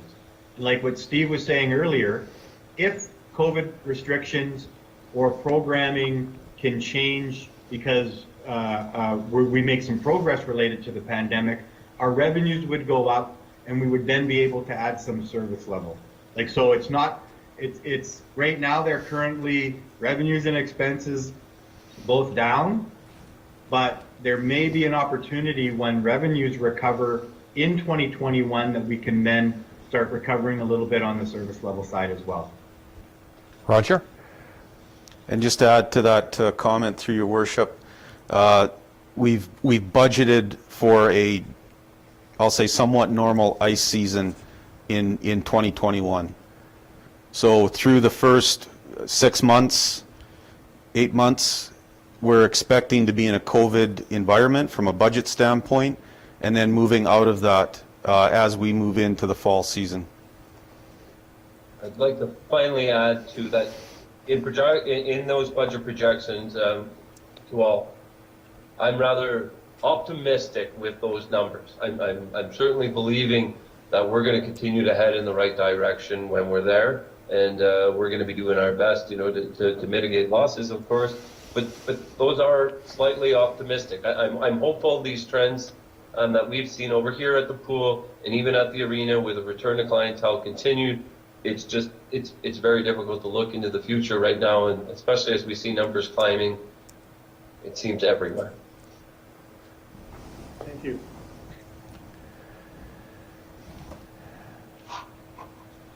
So do we have any direct questions related to the draft budget summary or capital plan before we get into options to balance? Go ahead. Councillor Bush? Oh, Councillor McKay, sorry, did you? Yes, Steve. I heard another voice there. It sounded like Councillor McKay. It was. It was. But Okay. I just, sorry. I just have a quick comment here. The whole hotel industry is advising to budget till all of 2021 as of COVID. That's what, so I think Roger, your comment on looking at 6-8 months is well founded and may well be the whole year, is what we're being advised. All right, thanks, Councillor McKay. Councillor Bush? Yes, just one question with respect to my lift. I see the budget's up almost 100%. What is driving that?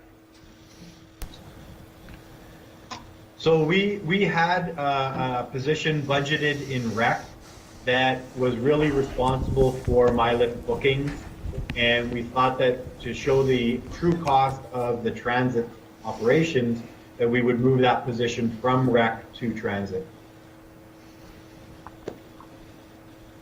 Okay, that makes total sense. Thank you. It's one of those things I think that as a council we've been struggling with. How much does this operation actually really cost us at the end of the day?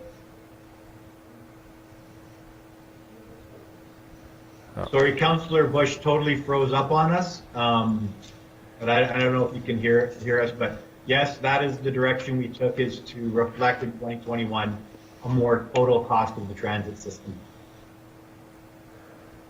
Okay. Councillor Shane McKinnon?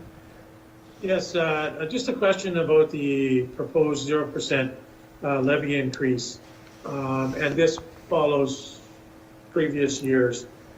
What is there a compound effect of not looking at, cost of living or CPI increase? I don't know, just looking for your opinion on that. Yeah, I believe there is, and it was touched on a little bit in the service delivery review report presented this evening, is that the 0% from a compounding perspective are reflected in our infrastructure spending over the past, at least the past 6 years, but also in what we were able to allocate out of operations or out of taxation to reserves. We're fortunate that we've been managing our operations over the past few years and having operating surpluses, and a few years ago, we implemented a surplus and deficit policy that has those dedicated operating surpluses going to reserves. That has helped. But we've actually really benefited from the province providing us with some additional funding that we were able to allocate to those reserves, and those really have saved us at least over the last 2 years. But I mean, a dollar that we tax today is a dollar infinitely moving forward. And so when you have the 0%, it does have a compounding impact, and it eventually things come to a head. Another thing that was mentioned in the service delivery review, and this was the first item that they mentioned as an opportunity, was a municipal price index. So CPI is not a good reflection of inflation for a municipality. It's actually not a good indicator of inflation outside of a household. And we're not a household. We don't buy groceries. We're not like, yes, we buy fuel, but it's not gasoline. It's often, at our airport, it's well, not the airport because we're not the operator, but it's diesel for our equipment and things of that nature. But if you look at the cost of asphalt, the cost of concrete, the cost of contracted services, these things don't go down over time. Our labor burden, which is pretty much half of our operating expenditures, those union settlements do not usually come down. And so inflation is a real thing for us, and CPI is not a good indicator. So municipal price indicators or indices are more valuable and provide a truer reflection of the inflationary increases that we as a municipality see. In the construction industry, they do have indices as well that are more conducive to construction. But again, we don't do a lot of building outside of roads, and we contract out for our sidewalks and curbing, and even for our roads primarily. We do a lot of the maintenance work in-house. So yeah, having that MPI developed will be really valuable for decision making in the future. But I think it's important that our revenues keep up with our rising expenses. Otherwise, you make decisions usually on the infrastructure side to balance. Well, my last question, Your Worship, if I may. Go ahead. It might be my last question. And to put you on the spot, Mr. Treasurer, because you're the wise one, you've given us 5 options here. What are you recommending? I would recommend we have the levy increase. Thank you.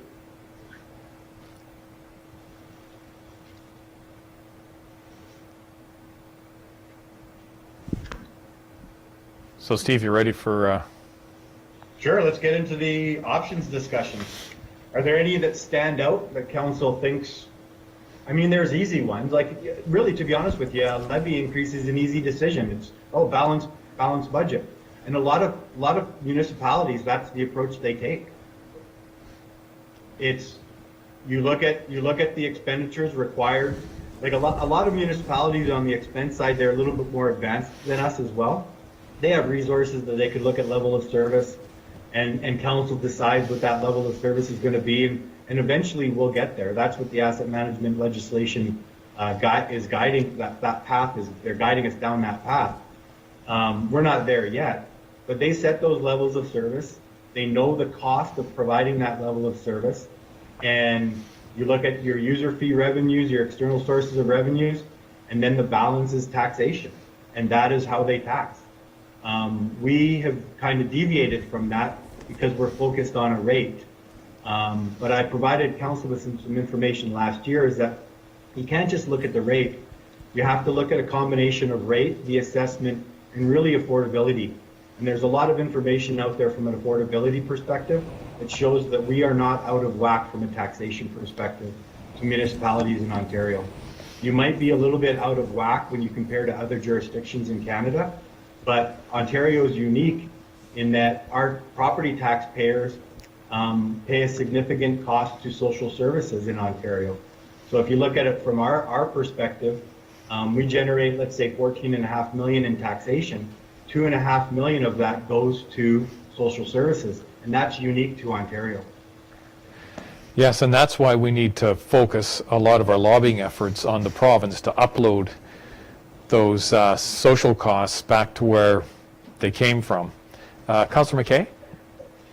Yes, through the chair, Stephen, you've got we are in the midpoint of a pandemic, we think. You had spoken the previous meeting in regards to the accommodation tax not being as much as that was budgeted for or as expected. And so you've got a good, right there, a good sense on where the business community is in our community here, because we are in a pandemic, and as city revenues are affected by the pandemic, I can assure you business revenues are severely impacted. So you could just look at that accommodation tax and have a real good litmus test of what's going on in our community, within the business community. So I think we better be mindful of that too. Great point. Ability to pay. Great point, Councilor McKay. So again, like, you know, when I make the recommendation for a levy increase, this is with me, with my future lens on. If I'm looking at the 2021 year in a COVID environment, my recommendation would be we draw from our operating reserve, because we have a significant contribution to that reserve coming out of 2020.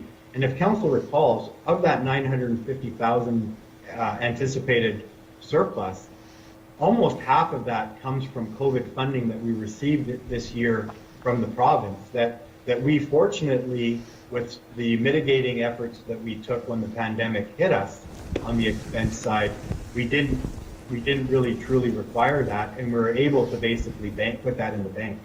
So maybe 2021 is a year that we draw from that bank.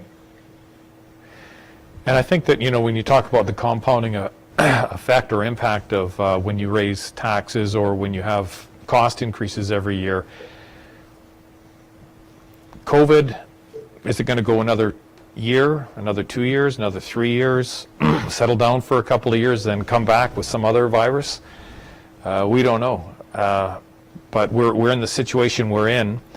And when you think back to, say, the turn of the century, 2000 to 2015, the compounding impact of those, you know, 5 to almost 6% tax increases over those years, that goes on forever. So if we do a tax increase now, say because, you know, we've had all those revenue losses because of COVID, well, that tax increase is going to be felt every year after forever, because that's the compound effect. So it just seems to make sense to me. I was putting check marks and X's on the ones that I thought made sense and the ones that didn't, and the only one that didn't have an X on it was number 2. And it just seems to me we've got the money, we've in the reserves there. Yes, we're fortunate that we had that extra money from the province to help us. That's what it was there for this year. I'd like to see us, if we have to draw from operating reserves next year, let's do that. But this year, because we had the extra funds, those COVID funds, and we allocated them to our operating reserve, I'd like to see the money come from that. Other councillors? Or Stephen? I just wanted to add, there's a few that I'm not going to say vehement, I can't even say the word, that I'm not strongly opposed to. But when Councillor McKay mentions about our local accommodators and the impacts to their business, and he brought up a really good point in that we're not going to hit that 200K revenue target in 2020. I've communicated that to council. Our budget reflects the 200,000. We may not be there, so it's really safe having those funds go to the Waterfront Development Reserve, because let's say we only get 175, well then we're only moving 175. So we have a negative variance on the revenue side, but it's offset by a positive variance on the expense side. So I really, really like that approach, and I would hope to guide council away from that direction, even though it is an option that we could choose. Another one that I'm against is changing to our capital plan. because I wouldn't want to actually reduce any of the projects that are in that plan. They are very high priority projects that put us at risk if we don't take those on.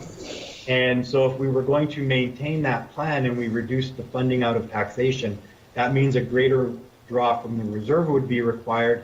And it's kind of going against our fiscal sustainability goal where we're actually trying to build up our reserves. So that's another one that I would try to steer council away from. And then the last one is the provincial gas tax funds. Yes, we have the ability to draw those funds that are currently sitting in our reserve or directly that we're going to receive in 2021 for operations. But like I said earlier, is that would be a short-term solution to a short-term problem that would have a future negative impact. So, yes. So we would actually start receiving reduced amount of provincial gas tax funding. So that's another one that I would steer clear away. So for me, if I'm trying to guide the conversation, I think that it's options 1, 2, or a combination of those two. Councillor Carlucci? Through the chair, and so for me, I agree with Councillor McKay that I think businesses are being hurt right now with COVID, so adding a tax levy to them, in my mind, is not a smart thing to do, but I'm really favoring option number 2 and number 4. I mean, if we have to put money, reduce the amount that we give for the waterfront development, that's fine with me, but I really do favor number 2 with that extra money that we put in there. I'll leave it up to you folks, you're the smart ones there, Steve, to allocate the additional to other places. If we have to have the arena, then so be it, or help another part of the city, then let's do it. So that's where I'm at. It's money that we found because we didn't have to, because of COVID, but at the end of the day, it's there, and we have the money to do it. So I support number 2. Councillor Price, any comments, or Councillor Martin McKinnon?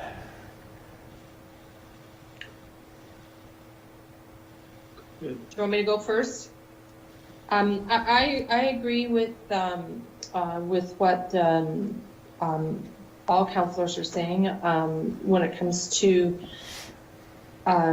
increasing taxes at this point when businesses are really struggling to make ends meet. And that's not only going to save businesses, that's also people too who've have had reduced hours and work and really are just trying to keep food on the table at this point. I think we would be kicking a dog down if we were to come up and say, yeah, we're going to increase your taxes at this point.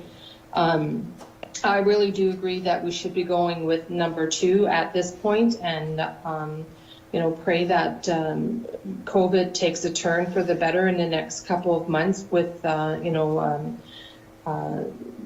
available vaccines out there now. And my greatest hope is that we do see a turn around if people pay attention to what the health unit and everyone else is in the health field is asking us to do.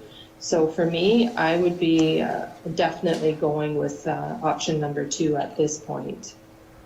Okay, thank you. Councillor Martin McKinnon?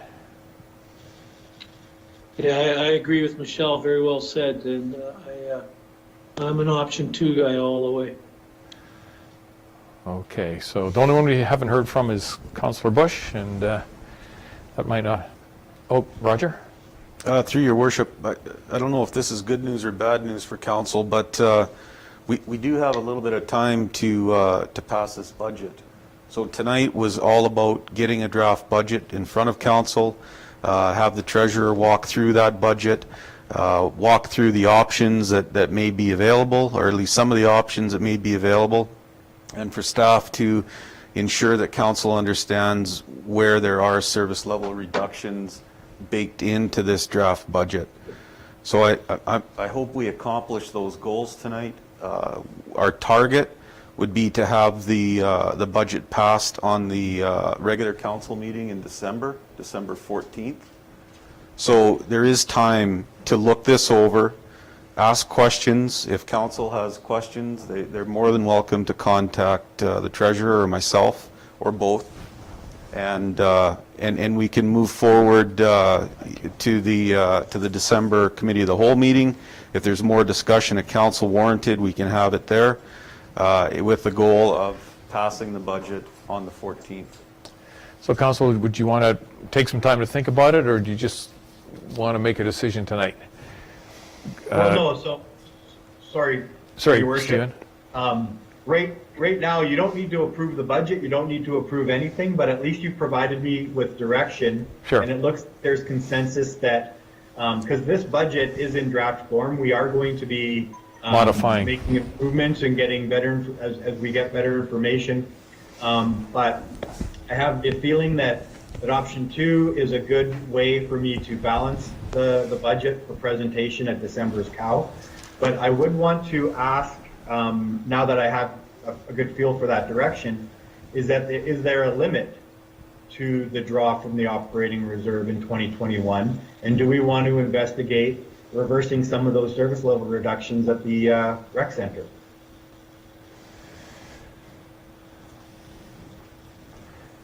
You asked us 2 questions. That's too complex for us, Stephen. John, did you want to, Councillor Carlucci, did you want to say something? Yeah, through the mayor, yeah, I totally agree with Steve. If we have to look at, if it's $237,000, if we add some money to the service level reductions and what that would do, that would be fantastic as I come back. Councillor Shane McKinnon? Yes, I agree. I'd like to see that in another draft, just that option. Sounds good. Yeah, it would be good, Stephen, just to, I mean, if there's a way we can make those dollars stretch, and that's why I was asking Steve Belanger the question, you know, if you added more hours, will they come or will they not? And does he have a sense of that? And I don't know, maybe I asked the question poorly, but I'd hate to see us, you know, stretch the hours, incur the costs, and have the people not show up. Steve, you're back there. Do you want to maybe have another run at that question? I don't think it's about us stretching the hours and hoping that we're going to really increase the revenues, but the fact is we have membership holders who purchase memberships at a certain time, you know, and are used to a level of service, and they bought something for that level of service, and that has obviously changed. It is something that needs to be considered, not only now, but as we're looking for memberships down the road. We have to understand that the availability of the facility is not going to be what it was once upon a time, and there may be individuals who do not, you know, repurpose that. So I wouldn't say that necessarily expanding the hours is going to draw a whole lot in the way of revenues, but it's certainly, you know, by taking 20 hours away out of our present weekend operations, without a doubt, there is a level of service drop there to our residents and what they're accustomed to getting, and in some instances, what they might have already paid for. Maybe I can just clarify that, Stephen. So I'm not really focused on increasing our revenues. I'm focused more on giving better value for the dollar that the customers or the clients have paid, say for their memberships, and just wondering if they would come out, or are they? Because a lot of people are very nervous about going to public facilities, especially in this quote-unquote second wave.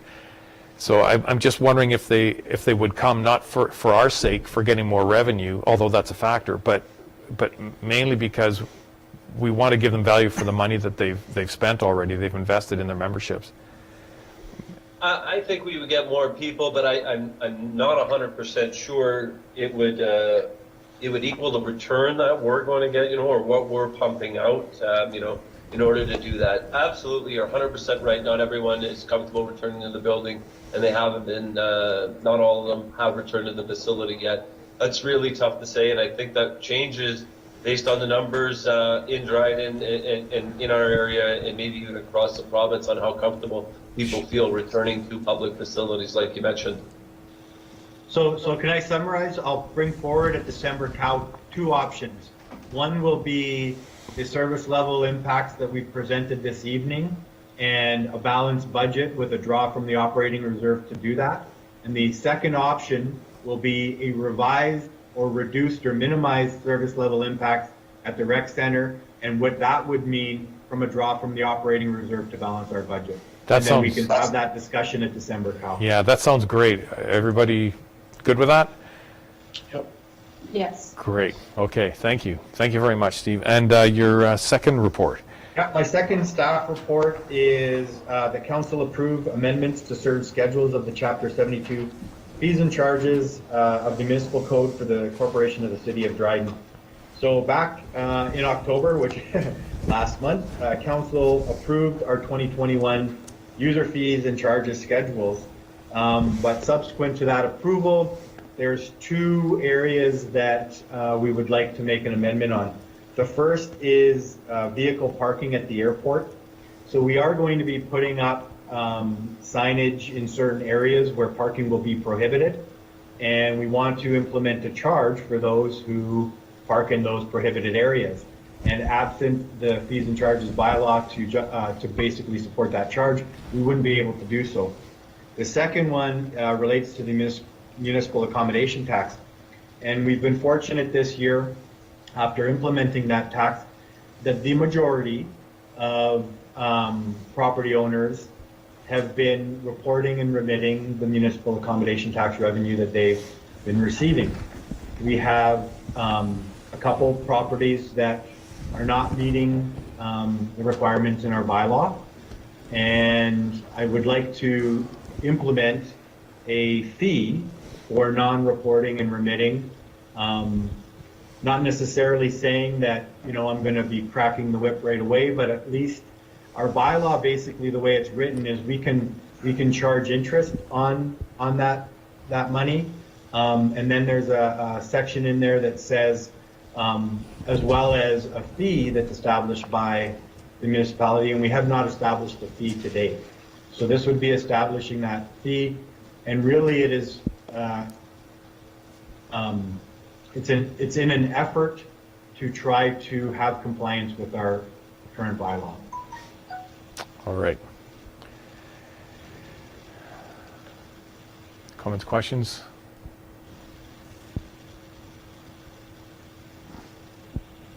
So Stephen, just to clarify that last part, like I know when a person does HST and if they're late in doing it, there's a penalty for not.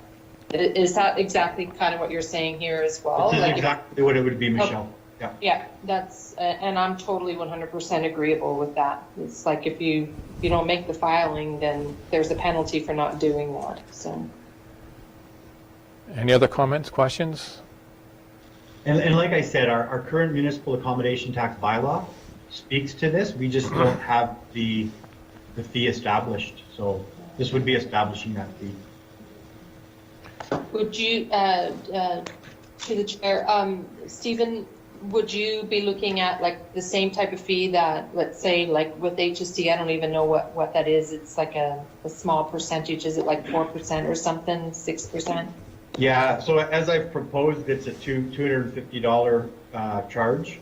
Okay. So it's not based on a percentage. And again, this would like, I just want property owners to comply with the bylaw.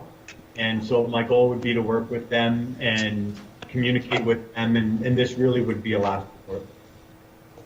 And through the chair, just one more question on that. Would you say, when you're saying property owners, are you more saying outside of hotel, or is it, you're talking maybe more about the VRBO type or? No, I'm talking about local accommodators in totality. Okay, thank you. But there could be, through the audit, if we had a Airbnb or vacation rental property owner who was not remitting and reporting, this fee would apply to them as well. Yeah. Thank you. Okay, so we'll give direction to approve those amendments. The bylaw. Dave has his hand up. Oh, For a question. whoever has the question, go ahead. I can't see anyone.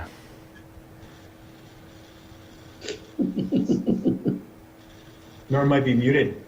No, I'm not. There you are, Norm. Dave had his hand up. You go first, and then I've got a quick question. Okay, sorry, my other computer, thank God I've got two computers. My one that was working so wonderfully dropped out, but got my second backup working here. Hopefully it continues. Are we still talking about the budget? No, we've moved on. Yeah, Okay, we're just deferring that to next month. all right. I just do have one comment on the budget, if I may. I'm sorry to indulge everybody, but just, first of all, I just think it's an excellent work by Stephen, yourself, Roger, the whole management team to get to this point. And of the options that you laid out, in my mind, they're relatively gentle in terms of how we can deal with that deficit. But I just have to say that for all of the reasons that we already talked about with respect to all of the stresses that everybody in town is going on, businesses, citizens, etc., with respect to financial difficulties, trying to navigate through COVID-19 and the pandemic, and with all of the uncertainty going forward, I just feel that at least 3 or 4 of those options are probably quite viable, and I think now is not the time to be increasing costs and on businesses and increasing costs on citizens through taxes. That's just my take on it. When we have the ability, with the surplus in 2020 going forward into 2021 and other things that we can do, I think we need to be creative from my perspective and keep our costs to an absolute minimum for those businesses and citizens that are struggling. So I just wanted to add that as we go forward. Yeah, no, I appreciate that, Norman, and the consensus or the direction that I received was basically the majority of council supported option 2, which was a draw from our reserve to balance. And we talked about some of the service level reductions at the rec center. And so what I'm going to do for December's CAL in preparation for the budget approval is to present council with 2 options. Option one will be the service level reductions as presented this evening and the corresponding draw requirement from our operating reserve to balance. And the second option is a modified or reduced or minimized service level reduction impact at the rec center. And what that would be, the draw from the reserve would be under that option. And then council can have the discussion and leading into the budget approval later in December.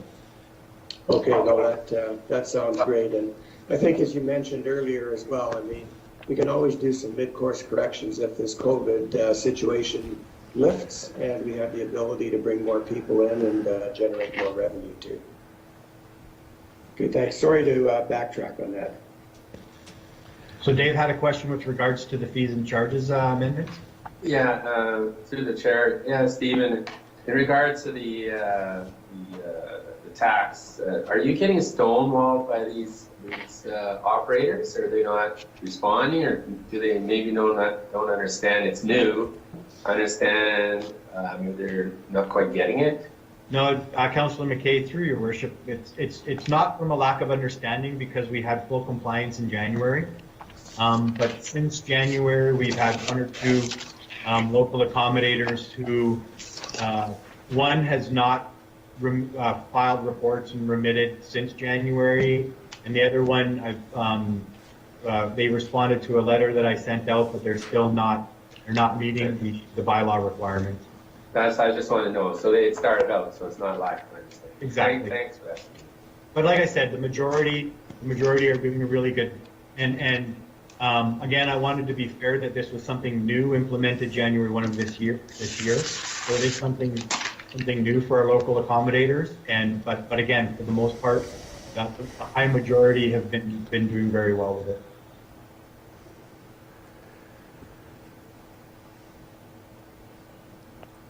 All right. So Allison, can I throw this into your hands now? Yep, we're looking for someone to move and second a motion to pass a bylaw to amend the fees and charges schedule for next year. I can move it, Councillor Allison. Martin and Michelle, thank you.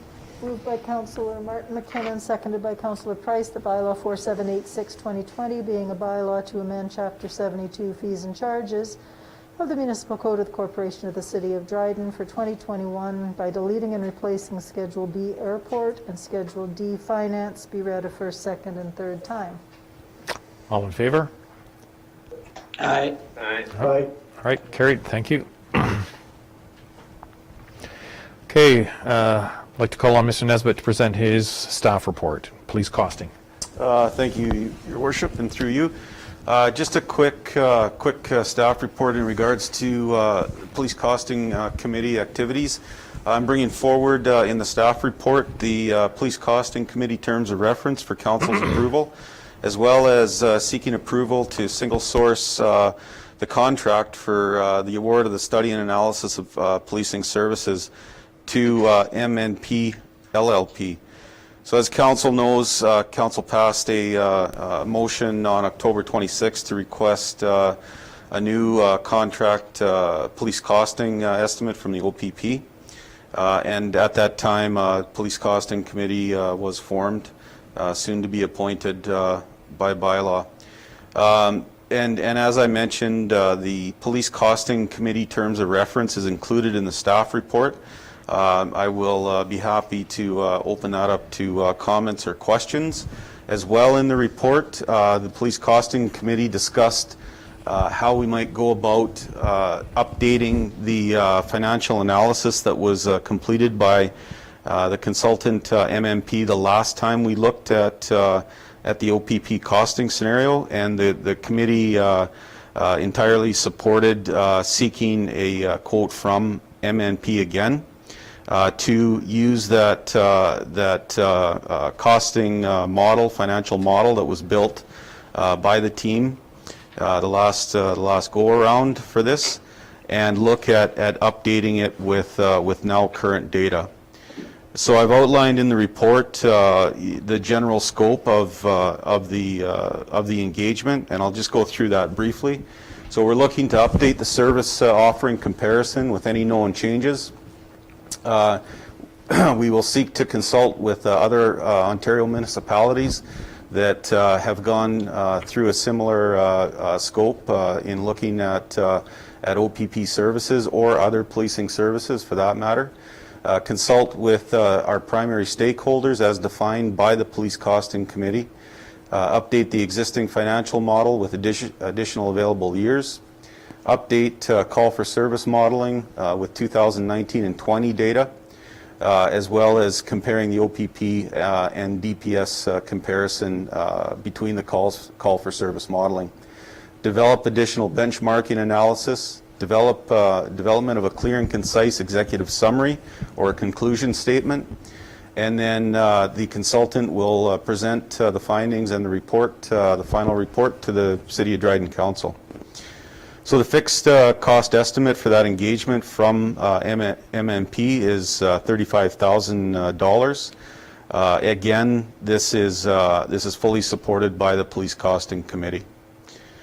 So I'll be glad to open that up for questions or comments at this point. Councillors? Councillor Shane McKinnon? Thank you, and thank you, Mr. Nesbitt, for your report.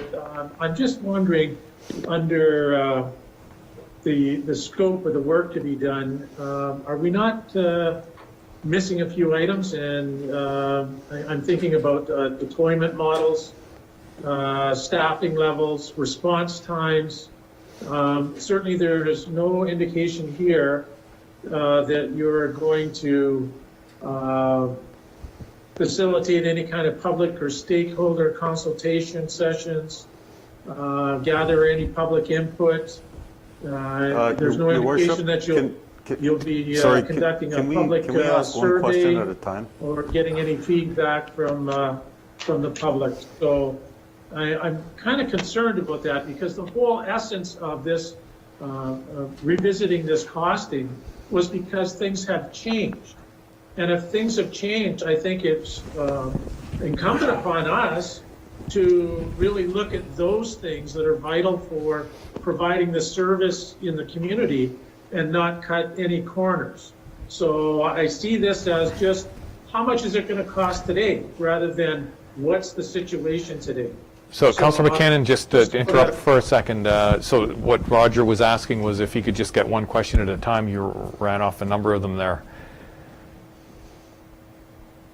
Okay, well, I am wondering why this isn't included, and I can give you the reference for this. is out of the executive summary for the study that's, the ink is still wet on from 17 months ago. So it's pretty comprehensive as to what was going to be done by the consulting firm, and we haven't duplicated that. And I'm wondering, why are we looking at a Coles Notes version if things have changed? Through your worship, so to answer your first question, service offering comparisons will be done. If there's any changes, they'll be noted. They'll be in the report. Your question around response times, that was established during the last study that neither OPP or DPS tracked their response times, and they couldn't provide any significant data or comment to response times. So that seems like it's a moot point for this study. From a standpoint of public engagement is referenced in the terms of reference and in the communication protocol. So there will be public engagement. There will be a meeting, public meeting. It will depend what forum that public meeting is in, whether or not we're under COVID restrictions. So again, that's laid out in some of the supporting documentation that was tied to the staff report. Go ahead, Councillor McKinnon. Thank you. First of all, I appreciate all the work that's been done on this, with this new effort here. I sincerely do.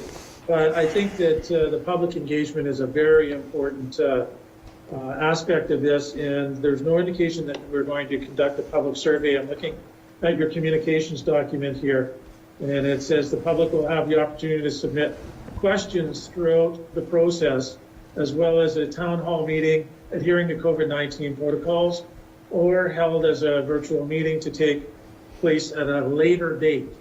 So it's a bit foggy, and of course we're living in 2020, so nothing's easy. But certainly a survey where people are at home now may yield some interesting results.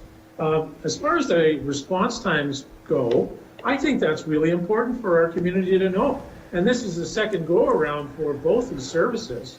So you think that maybe they would have put some time and attention to creating some kind of matrix to do with response times. I mean, the fire department on a quarterly basis refers to what their response times are. They're quite proud of them. So I would really like to see that in the model that we're looking for, because times have changed. Things are different now. And so maybe that's something that we should be requesting. To your worship, again, I'm not a law enforcement professional, but I do know what we were told the last go-around at this by both services. They do not track response times. They could be anywhere within the municipal boundaries and dealing with numerous calls, and that is not something that they track. It's very different from a fire service, where a fire service is being deployed from a fixed location, and they track and try and improve their response times. That's a very critical measurement for fire services. But again, both services have indicated that they do not track response times.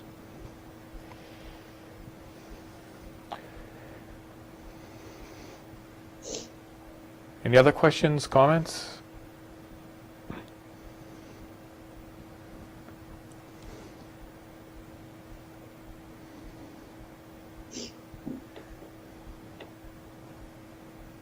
Councillor Shane McKinnon. Thank you, Your Worship. I do have another couple of questions, actually. I refer you to line 3 in your communications protocol. And I wonder if you could just explain that to me, Mr. Nesbitt, if possible.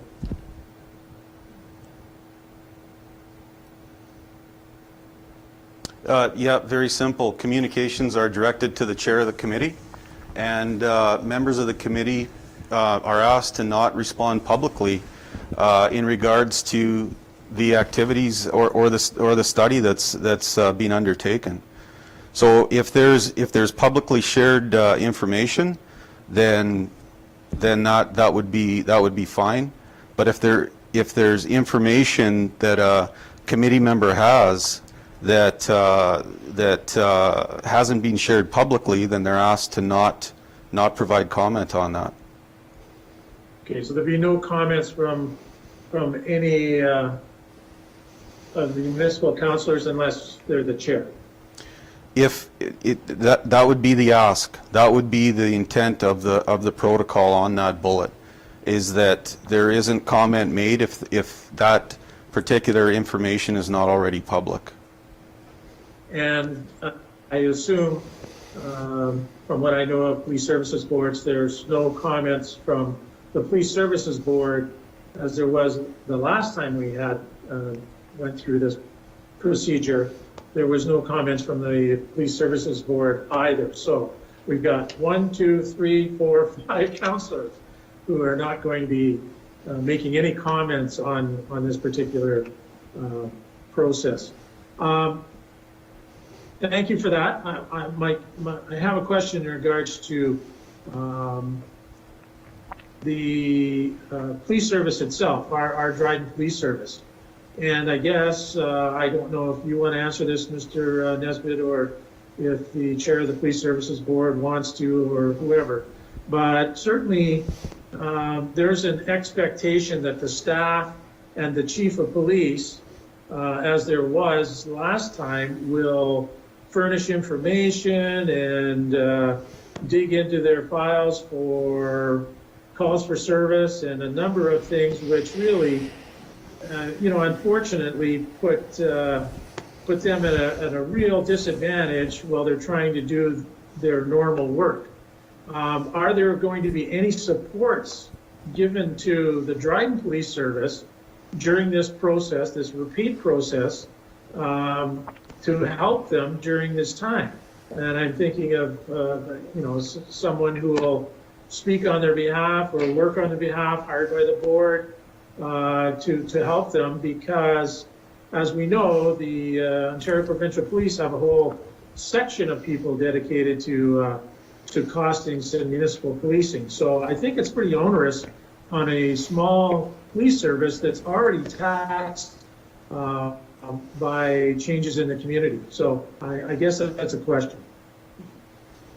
Through your worship, I would defer to the Police Services Board chair on that, but I'm not aware of any supports of that nature that were provided in the last costing study that was completed.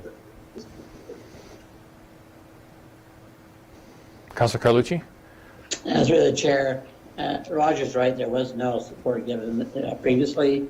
I'm sure that if the committee does ask questions of the police or of the chief or myself, we will gladly provide what we can. But at this point, there is no provisions applied for additional support. Thank you. Right, anyone else?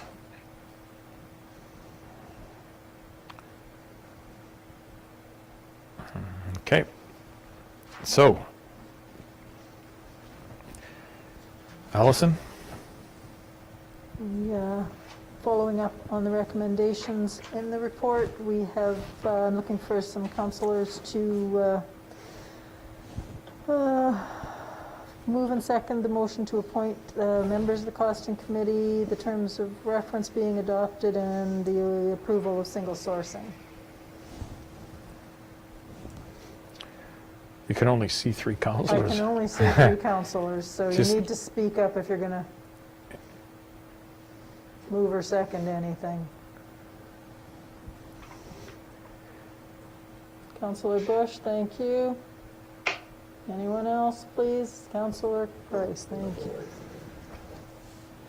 Okay, moved by Councillor Bush, seconded by Councillor Price. The council appoint the following to the Police Costing Committee: Councillor N. Bush, Councillor M. McKinnon, Councillor M. Price, CAO R. Nesbitt, Treasurer S. Lansdale Rowe, Acting Clerk A. Eiler, and further that the terms of reference to the Police Costing Committee as presented in Staff Report AD 2020-41 be adopted, And further, that council approve single sourcing of the contract award for the study and analysis of policing services to MNP LLP.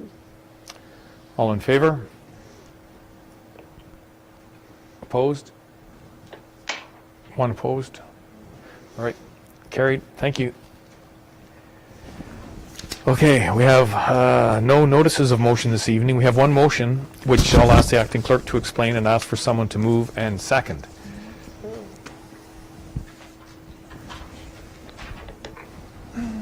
Thank you, Your Worship. The city has been approached by the Anhart Community Housing Society to provide a letter of support to its application to CMHC for funding under their Rapid Housing Initiative. As you'll see from the letter, Anhart is interested in building affordable housing in the city of Dryden. The ask is for council to direct the mayor to sign this letter so it can be sent to Anhart. Comments, questions?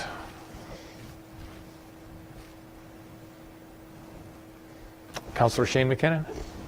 Yes, I'm at a loss here. I don't know this this organization. I don't think. If we've had a report on it, I may have missed it, but I would certainly like to see a report on who they are and what they're doing. I'm concerned. I did go online and looked at some of their projects, mostly in British Columbia, and I think that they are very big in micro suites construction. So I am kind of concerned about that. So I would really like to see this tabled until we can get some more information. Anybody else? Councillor Bush? Councillor Bush? Oh, microphone? Yeah. Can you hear me? Yes, yes. Okay. Yes, I have to agree with Councillor McKinnon. I really didn't know anything about it until I saw this letter on the agenda, and then I went to their website. It seems like they're BC based and have most of their experience in British Columbia, so this would be working in an environment that's quite different than BC. All of the issues that we have up here in Northwest for building, etc. And of support, what does that actually do for us? I mean, if it got Anhart in front of council to explain what they were doing and what their process, what they intended to do, I think I'd probably be more comfortable, but I'm not sure if we're actually asking them or committing to here. All right, thank you. And I'd also be curious to know how they would be successful in Northwestern Ontario.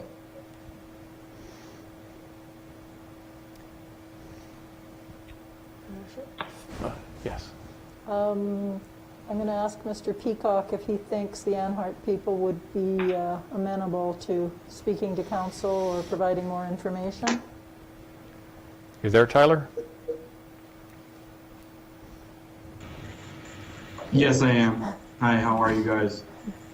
All right, did you? So, go ahead. I heard the question and I hear the concerns. I did, or if you do recall, Anhart was in our community and came and did do a presentation to council in council chambers at the end of 2019. It may have been in the fall actually when they were in our community, and we did have a few council members attend. Mayor Wilson, you have been involved in some of the emails that have been sent to myself as well with regards to the rapid housing intervention program that they are applying through to CMHC for. They are applying to CMHC with a tight deadline. That's why we're trying to help them advance in their desire to create affordable housing across the nation. It's not just about Ontario. They're actually building a model for the creation of, like I say, affordable housing for Canadians as a whole. They have set up a Ontario LLC. Their leadership is experienced in developing housing across the world. They are credible as far as I can tell, and through my conversations have been professional and timely and wanting to build in our community. They do, or they have, I should say, secured some property in neighboring communities and support from our neighbors, to my knowledge. And really, this letter of support is to allow them to approach CMHC for CMHC to grant them a portion of a $500 million rapid housing intervention program that is upon them for 2021. The desire, I believe, if I can recall some of the emails that have gone back and forth in the conversations that we've had with the land sale and development team, is that they would be looking to action this opportunity quickly and actually have something built by no later than March of 2022, I believe, is the hard stop deadline on having something created in our community. So with that said, I hope council can endorse and show some support for this growing company and the opportunity that they have to apply to CMHC for some funding for some affordable housing for our community. Comments, questions, anyone? I just have a few thoughts. One is, I think when it comes to housing, you know, the arm of the municipality is Kenora District Services Board, so I could see the city becoming involved in something like that, other than the standard protocol where anyone can apply, you know, for permits and want to put up a building and so on and so forth. But for any kind of you know, affordable housing, social housing, I would think that would normally go through something like KDSB. I was tempted to bring that up with KDSB just today. But I also I recall Tyler. Yes, he shared with me. I think you forwarded me a copy of their email, right? I think that's what it was. Their email was directed to you and I. Yeah, so I think for us all wanting to get more information, I recall Ann Hart from a few years ago when I was doing some investigation on my own based on an article that I read, but it seems to me that who they are wealthy people who are interested in trying to further the cause of affordable multi-family residences. So that's about all that I know. I don't know all their track record.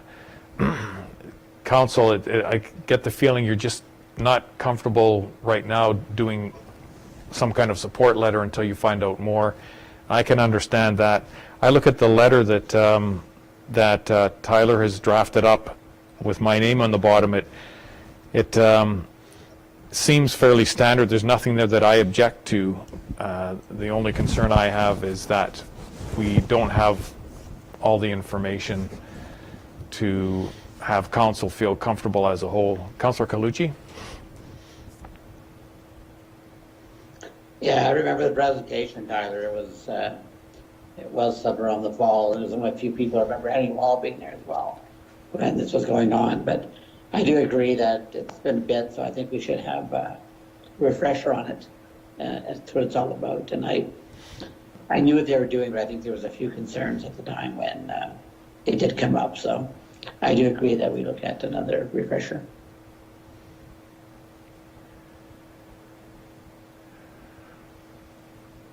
Any other comments, council members? Roger? Through your worship, I think at this point, if there's probably a pretty good chance that we'll be passing on this opportunity if it's a case of having Ann Hart present to council, because they are on a very tight timeline from what we've been told to apply to the federal funding program. So Well, let me maybe put it... Anhart may have a different perspective on that, but based on what we know today, it would look like there wouldn't be time for application submission and Presentation. the council presentation. But So what they're asking is fair, like we're not, it's not costing us a lot, but they still would go through the regular process, right? So there's no concern we would have there. Is there anything in the letter on items 1, 2, 3, or 4 that you have concerns about, Council?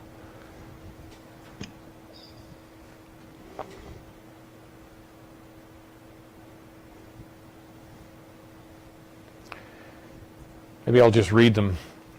Number 1, prioritize any planning permits to achieve the delivery timescales noted in the RH1 response. Hopefully we would, that's our motto. We jump to the pumps for people. Number 2, the City of Dryden does not have any additional development charges. And it's a reference to other municipalities, cities.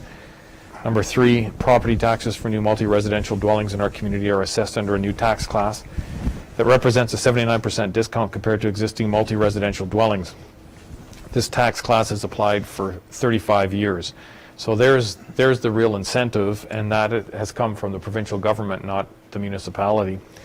And the last one is provide access to land opportunities to expand the program if available. So there's enough caveats on there that's kind of standard procedure as far as I'm concerned. So that's why I'm saying nothing alarms me, but if you feel differently, then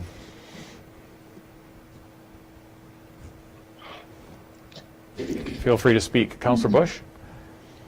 Yes, I don't like, I wasn't at that Anhart meeting. I think I was away at that time, so this is brand new for me. But I guess if it doesn't involve any liabilities to the city and it's just simply a support letter and you don't have to lay any cash out or we're not tied to anything with it and it's going to be funded by them, and we're sort of limited in terms of what we provide under 1, 2, 3, and 4, I guess I could support it. It just seemed to just come on me without any knowledge about who the heck these people were and what their track record was. And other than looking at a website, I had no opportunity to really talk to the people involved or what they're like or gain an understanding or confidence in what they do. So it just was dropped on me in my mind with really no background. Okay, thank you. Councillor Shane McKinnon? Yes, thank you, Your Worship. And my only concern is that if we're going to support affordable housing in the community, that it's the right type of housing. That again, we're not making micro suites that turn into simply a boarding room house or building. I assume that we have to rely on Ms. Gillen to some degree to make sure that they're adhering to all building standards, size for, I think, Ontario. I think from what I saw, and again, I'm much the same as Councillor Bush, I've only explored this online. I wasn't at their presentation, but simply the fact that micro suites can be around, I think, 187 square feet. That kind of worries me that we create that kind of housing, but I don't know what kind of control we would have over that. But we would be encouraging them to build nonetheless with the letter. So I'm not afraid of the letter. I'm just afraid of the outcome. Yeah, and those are, I think, probably all of our concerns that you've shared there, Councillor McKinnon. Just what exactly would we be getting into? Mind you, I think, well, compared to, hanging out at the pedestrian walkway overpass, micro suite sounds pretty sweet. Tyler, did you have any comments about that? Do you have any further insights? Thank you, Mayor Wilson. Yes, through the chair. To my knowledge and in my conversations with Anhart and recalling some of their presentation material, they will build to suit the needs of our municipality. It is not a one-size-fits-all design or approach. So there may be a micro suite or two within that particular facility to meet a need. However, they will build to suit our community and want to be part of the community, and they are really built upon building strong community within their own developments. So within that apartment or within that multi-residential facility, building up community within that. So yeah, I'm not sure if that helps at all, but that's just some additional context. Well, and just thinking that, there are enough checks and balances built in. I see Pam is online there. There's enough checks and balances where council can, if it feels uncomfortable, can deny applications, right? I mean, for legitimate reasons. Am I correct, Pam?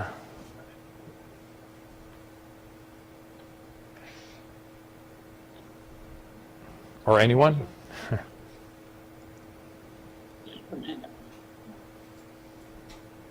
Councillor Carlucci? Through Mayor Wilson. Hey, Tyler, was there not they had done a PowerPoint at that presentation? Would you still have it, or you could dig it up? Forward that to council? I'm sure that we do have a PowerPoint presentation on hand somewhere. I can look through my my email from last year to try and dig that up, John. Yeah. Yeah, there was a special council meeting that we had attended. So. Oh, Pam, yes.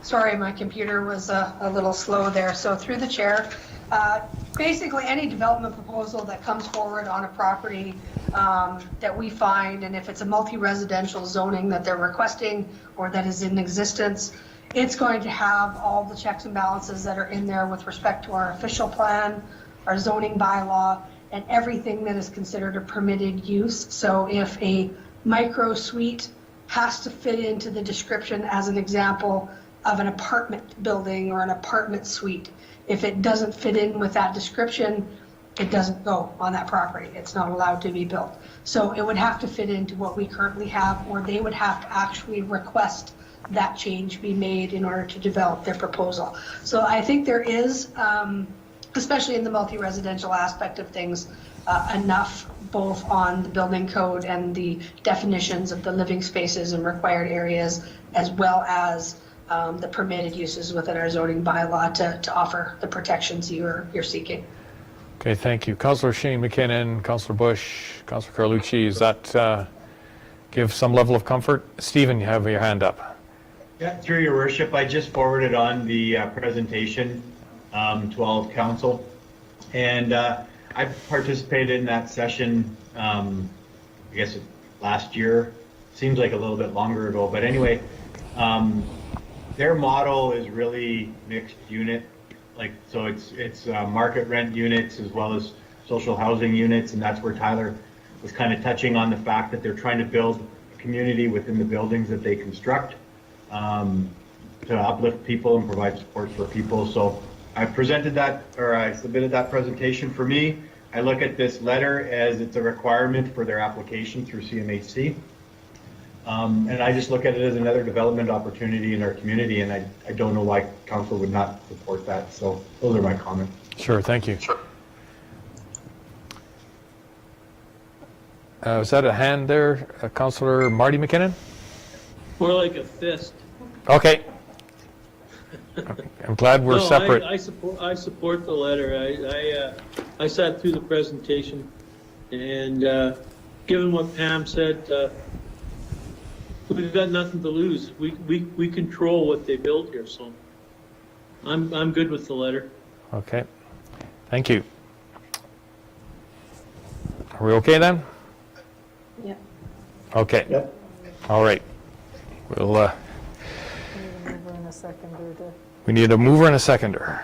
to direct the letter. I'll move it. Councillor Price and Councillor McKinnon, thank you. Moved by Councillor Price, seconded by Councillor Martin McKinnon at the request of the Anhart Community Housing Society. Council direct Mayor Wilson to sign a letter of support for the multifamily development proposed to be located in the city of Dryden. All in favor? Aye. Thank you. All right, thank you. Just before we hit the next agenda item, I'm going to throw in the go late motion because we're at the 10 o'clock hour momentarily. So I would need to have members move and second the motion to extend the meeting time for 1 hour. Councillor Carlucci, Councillor Price. Moved by Councillor Carlucci, seconded by Councillor Price, that council suspend the rules of procedure of the Corporation of the City of Dryden Municipal Code, Chapter 47, Councils, Section 4757, motion to proceed past 10 p.m. for the purpose of extending the council meeting adjournment time for up to 1 hour. All in favor? Thank Aye. you. Thank you. Thank you. All right. Okay, reports of municipal officers, CAO, Roger. Your worship, out of the sake of time tonight, I'm going to pass on my comments. Thank you. Treasurer, Stephen? Unfortunately, I'm not able to do that this evening, so there's two.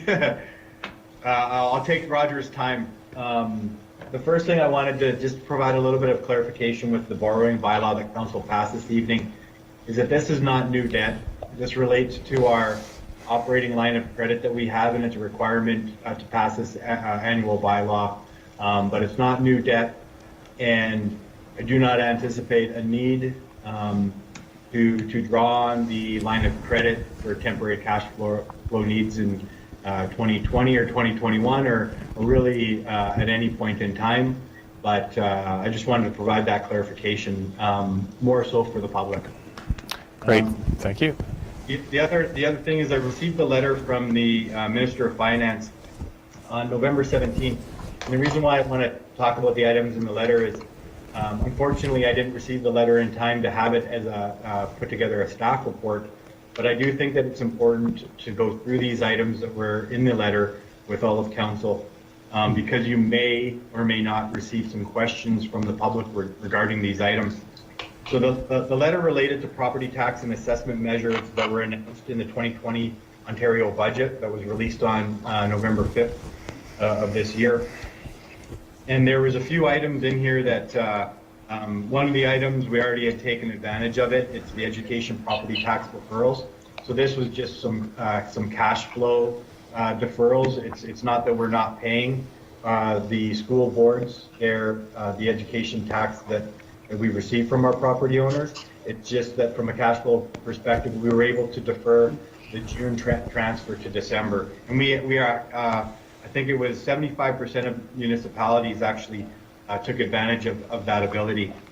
There are a few items or measures that the government have put in place with that budget document that do not really reflect to us or smaller Northwestern Ontario municipalities. One of those is supporting employers in COVID hotspots. So these are to help businesses impacted by the public health measures for those municipalities in stage 2 of the public health restrictions. So we're not there yet, so it's currently not applicable to us. Hopefully we never get to that stage. But that's an item that there is $300 million to assist eligible businesses with costs associated with municipal and education property tax bills.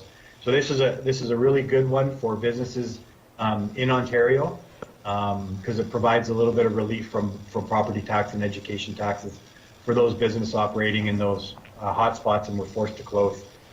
Another one that's not really related to us is tax exemptions for the Army, Navy, and Air Force. So these would be Royal Canadian Legions, which have already been deemed exempt. So we do have a Legion in Dryden, but this would be for other associations that provide support services to veterans. The other one is assessment of business properties in redevelopment areas. This really, these redevelopment areas, I don't want to go into a lot of detail about this, but it's really not applicable to us. It's really a made for Toronto issue. But there are 3 items that are applicable to us, and I want to go into those a little bit in more detail. And I think they're really positive for us. One is reducing the business education tax by $450 million. So to put this into perspective, our business education tax rate in 2020 was 0.98%. It's going down to 0.88%, and this will save our commercial property taxpayers approximately $113,000 in 2021, and industrial property taxpayers $21,000 in 2021. So we spoke earlier this evening about how COVID has impacted our commercial enterprise or commercial economy in Dryden, and this measure introduced by the provincial government will help those property owners. The other one is streamlining the business vacancy rebate and reduction programs. So previous to this legislation, and actually it hasn't been enacted yet because it's amendments to the Municipal Act that are going to take place. But previously we could modify the vacant unit rebate and vacant and excess land subclasses through a application to the ministry. Moving forward, we can modify those programs or those rebates by bylaw without having to go to the ministry for approval, and we don't have to do what the ministry required us to do, a bunch of public engagement and things of that nature. So this provides municipalities a lot more flexibility, and they can modify things to fit their municipal needs without having to get ministry approval. I think that's a positive one for us as well. And the last one is one that I'm not too keen on, and this is the creation of an optional small business property subclass. So this would be for commercial and industrial properties, and I don't know if it was very well thought out for a few reasons. Number one, this would provide a lower rate for qualifying small businesses, but the criteria would be determined by us. So there would be some inequity if you're comparing our potential subclass to other subclasses in Ontario, and the criteria hasn't been determined. So that would be us to do, which leads to a significant admin burden because once you create the criteria, then you're going to have to evaluate, the eligibility of organizations. We're going to have to track that. What if there's a change in ownership? What if there's a change in tenancy? There's a lot of issues related to that, and it adds a very significant complexity to an already complex tax system. Also, with this small business subclass, there may be small businesses that they feel that they're small businesses, but whatever the criteria we establish, they don't meet that criteria. So there's going to be perceived winners and losers in this. Another one is it doesn't speak to the fact that you may have a small business that's not the property owner. They are a tenant. So the property owner is actually not eligible. So I'll use a laundromat as an example. So if you have a laundromat and let's say we were to establish this subclass, and we establish criteria, and that laundromat is a qualifying small business, and the owner occupied, so they own the business and they occupy that laundromat in that property, they're eligible. But then you have a larger property that has multiple commercial enterprises operating out of it. So it would be let's say a strip mall or something of that nature, and there's a laundromat in that strip mall, but that the operations will be eligible, but the property wouldn't. How would you deal with that? And there's no guidance or direction with regards to that. So for this one, it's incredibly subjective, and at the end of the day, our revenue limit wouldn't change. So the impact of this would not impact our revenues, but it would be a shift in tax burden to the other classes. And like I said earlier, I don't think that this was very well thought out. Like the other one, which is basically a reduction in the education tax, that is actually something that's out of our hands and truly benefits all commercial and industrial property owners in Ontario. Where this one, you know, it's very subjective, it's locally determined, and it's definitely not something that I would recommend us going down that path. Anyway, I wanted to speak to it because you may be getting questions from property owners about if this is something that the council is considering for 2021.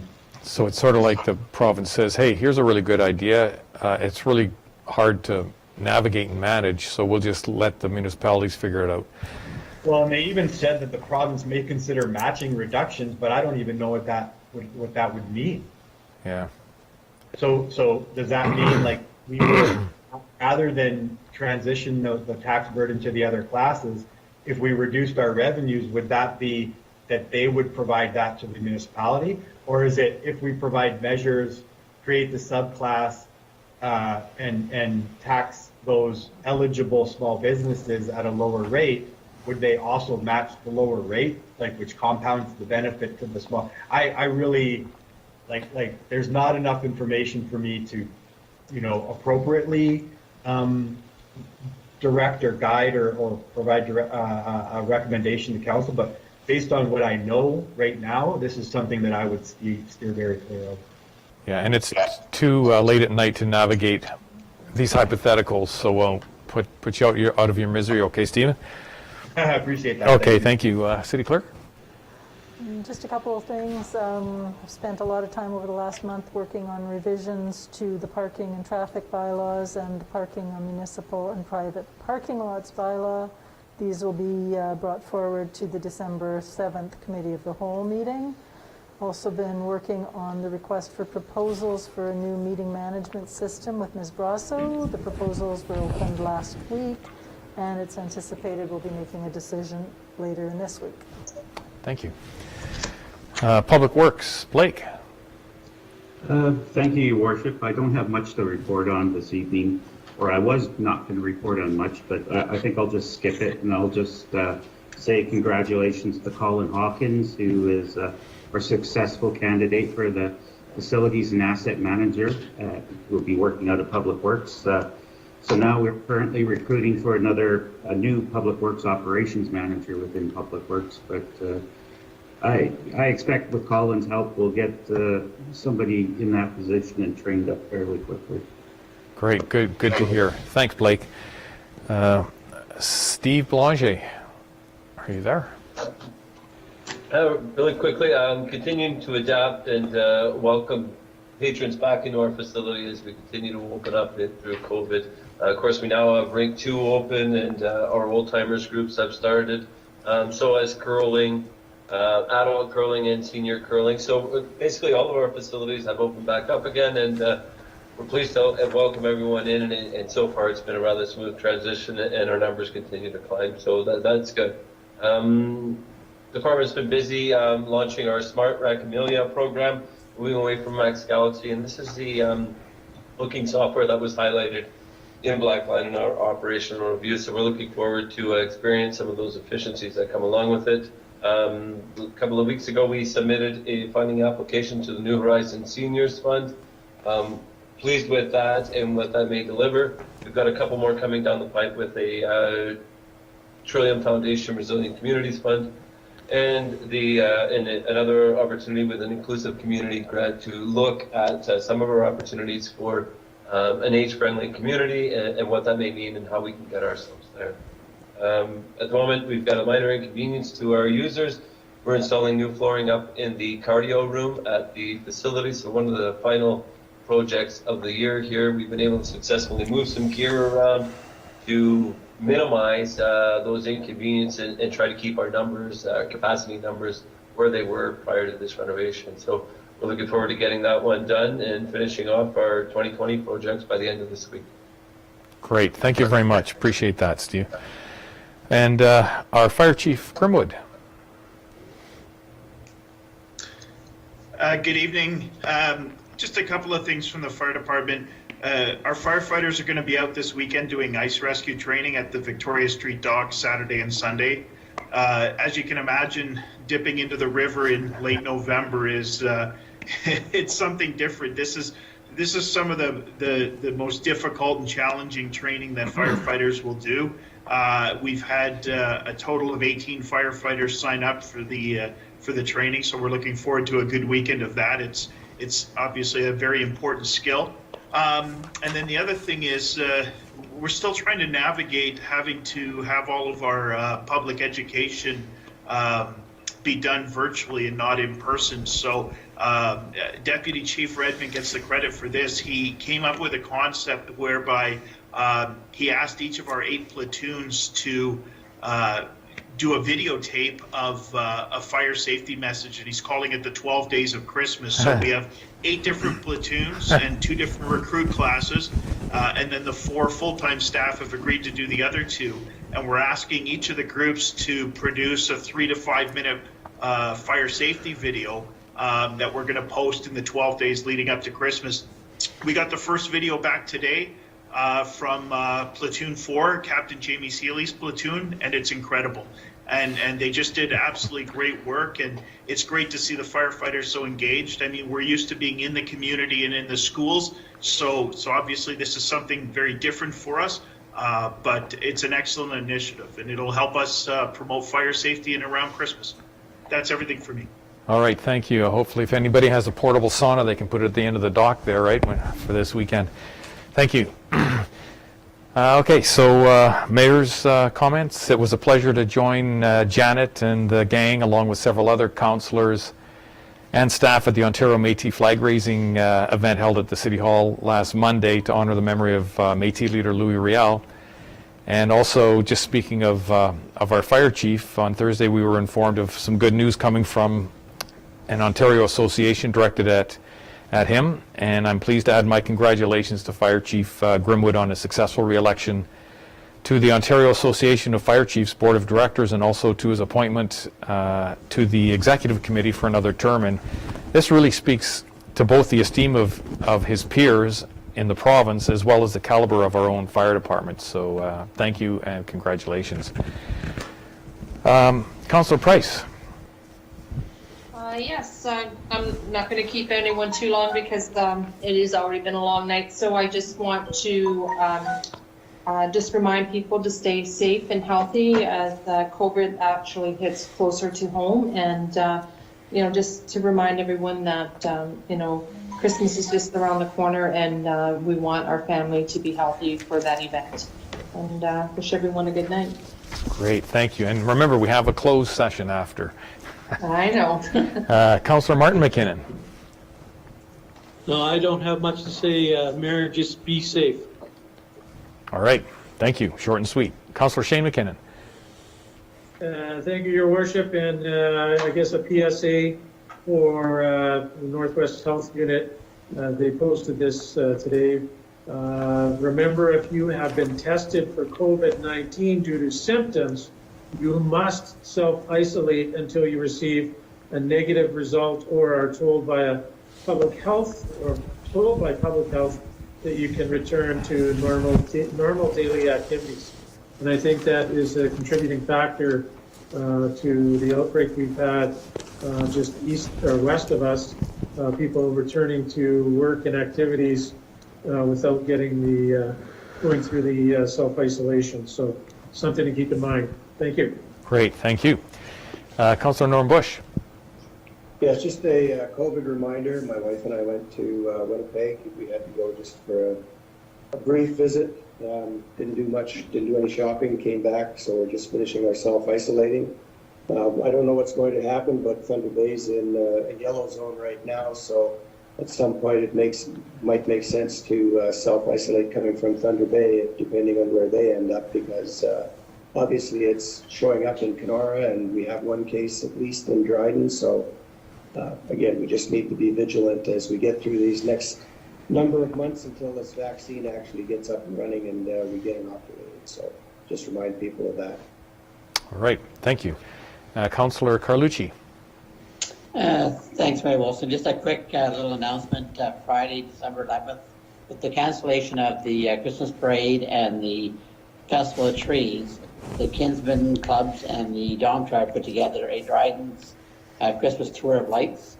So you go to the, you start from 6:30 to 8:30 is the 2-hour runs. You go into CKDR, download the map, and go to the center after for cast your vote. And yeah, it's something new for the city, and we're looking forward to having people participate. I think it's good for the citizens, and yeah, so hope you get involved in this. And decorate your houses because they will be judging you. So it's very nice. Thanks. All right, thank you. And last but not least, Councillor McKay. I'm good. Hopefully everyone else is, and I concur with my fellow councillors on staying safe. All right. All right, thank you. So we need to adjourn to closed meeting, and we need a mover and a seconder. Got that, Michelle? Michelle, and I need a second. One more. Does anybody else want to go back to closed? Is anybody willing? Councillor Bush. Thank you. I know, I thought I'd put it out there that way. Thought I'd make it lucky on that one, but apparently Councillor Bush is okay. All right, so moved by Councillor Price, seconded by Councillor Bush, the council to hereby adjourn to a closed session of council pursuant to Section 239 of the Municipal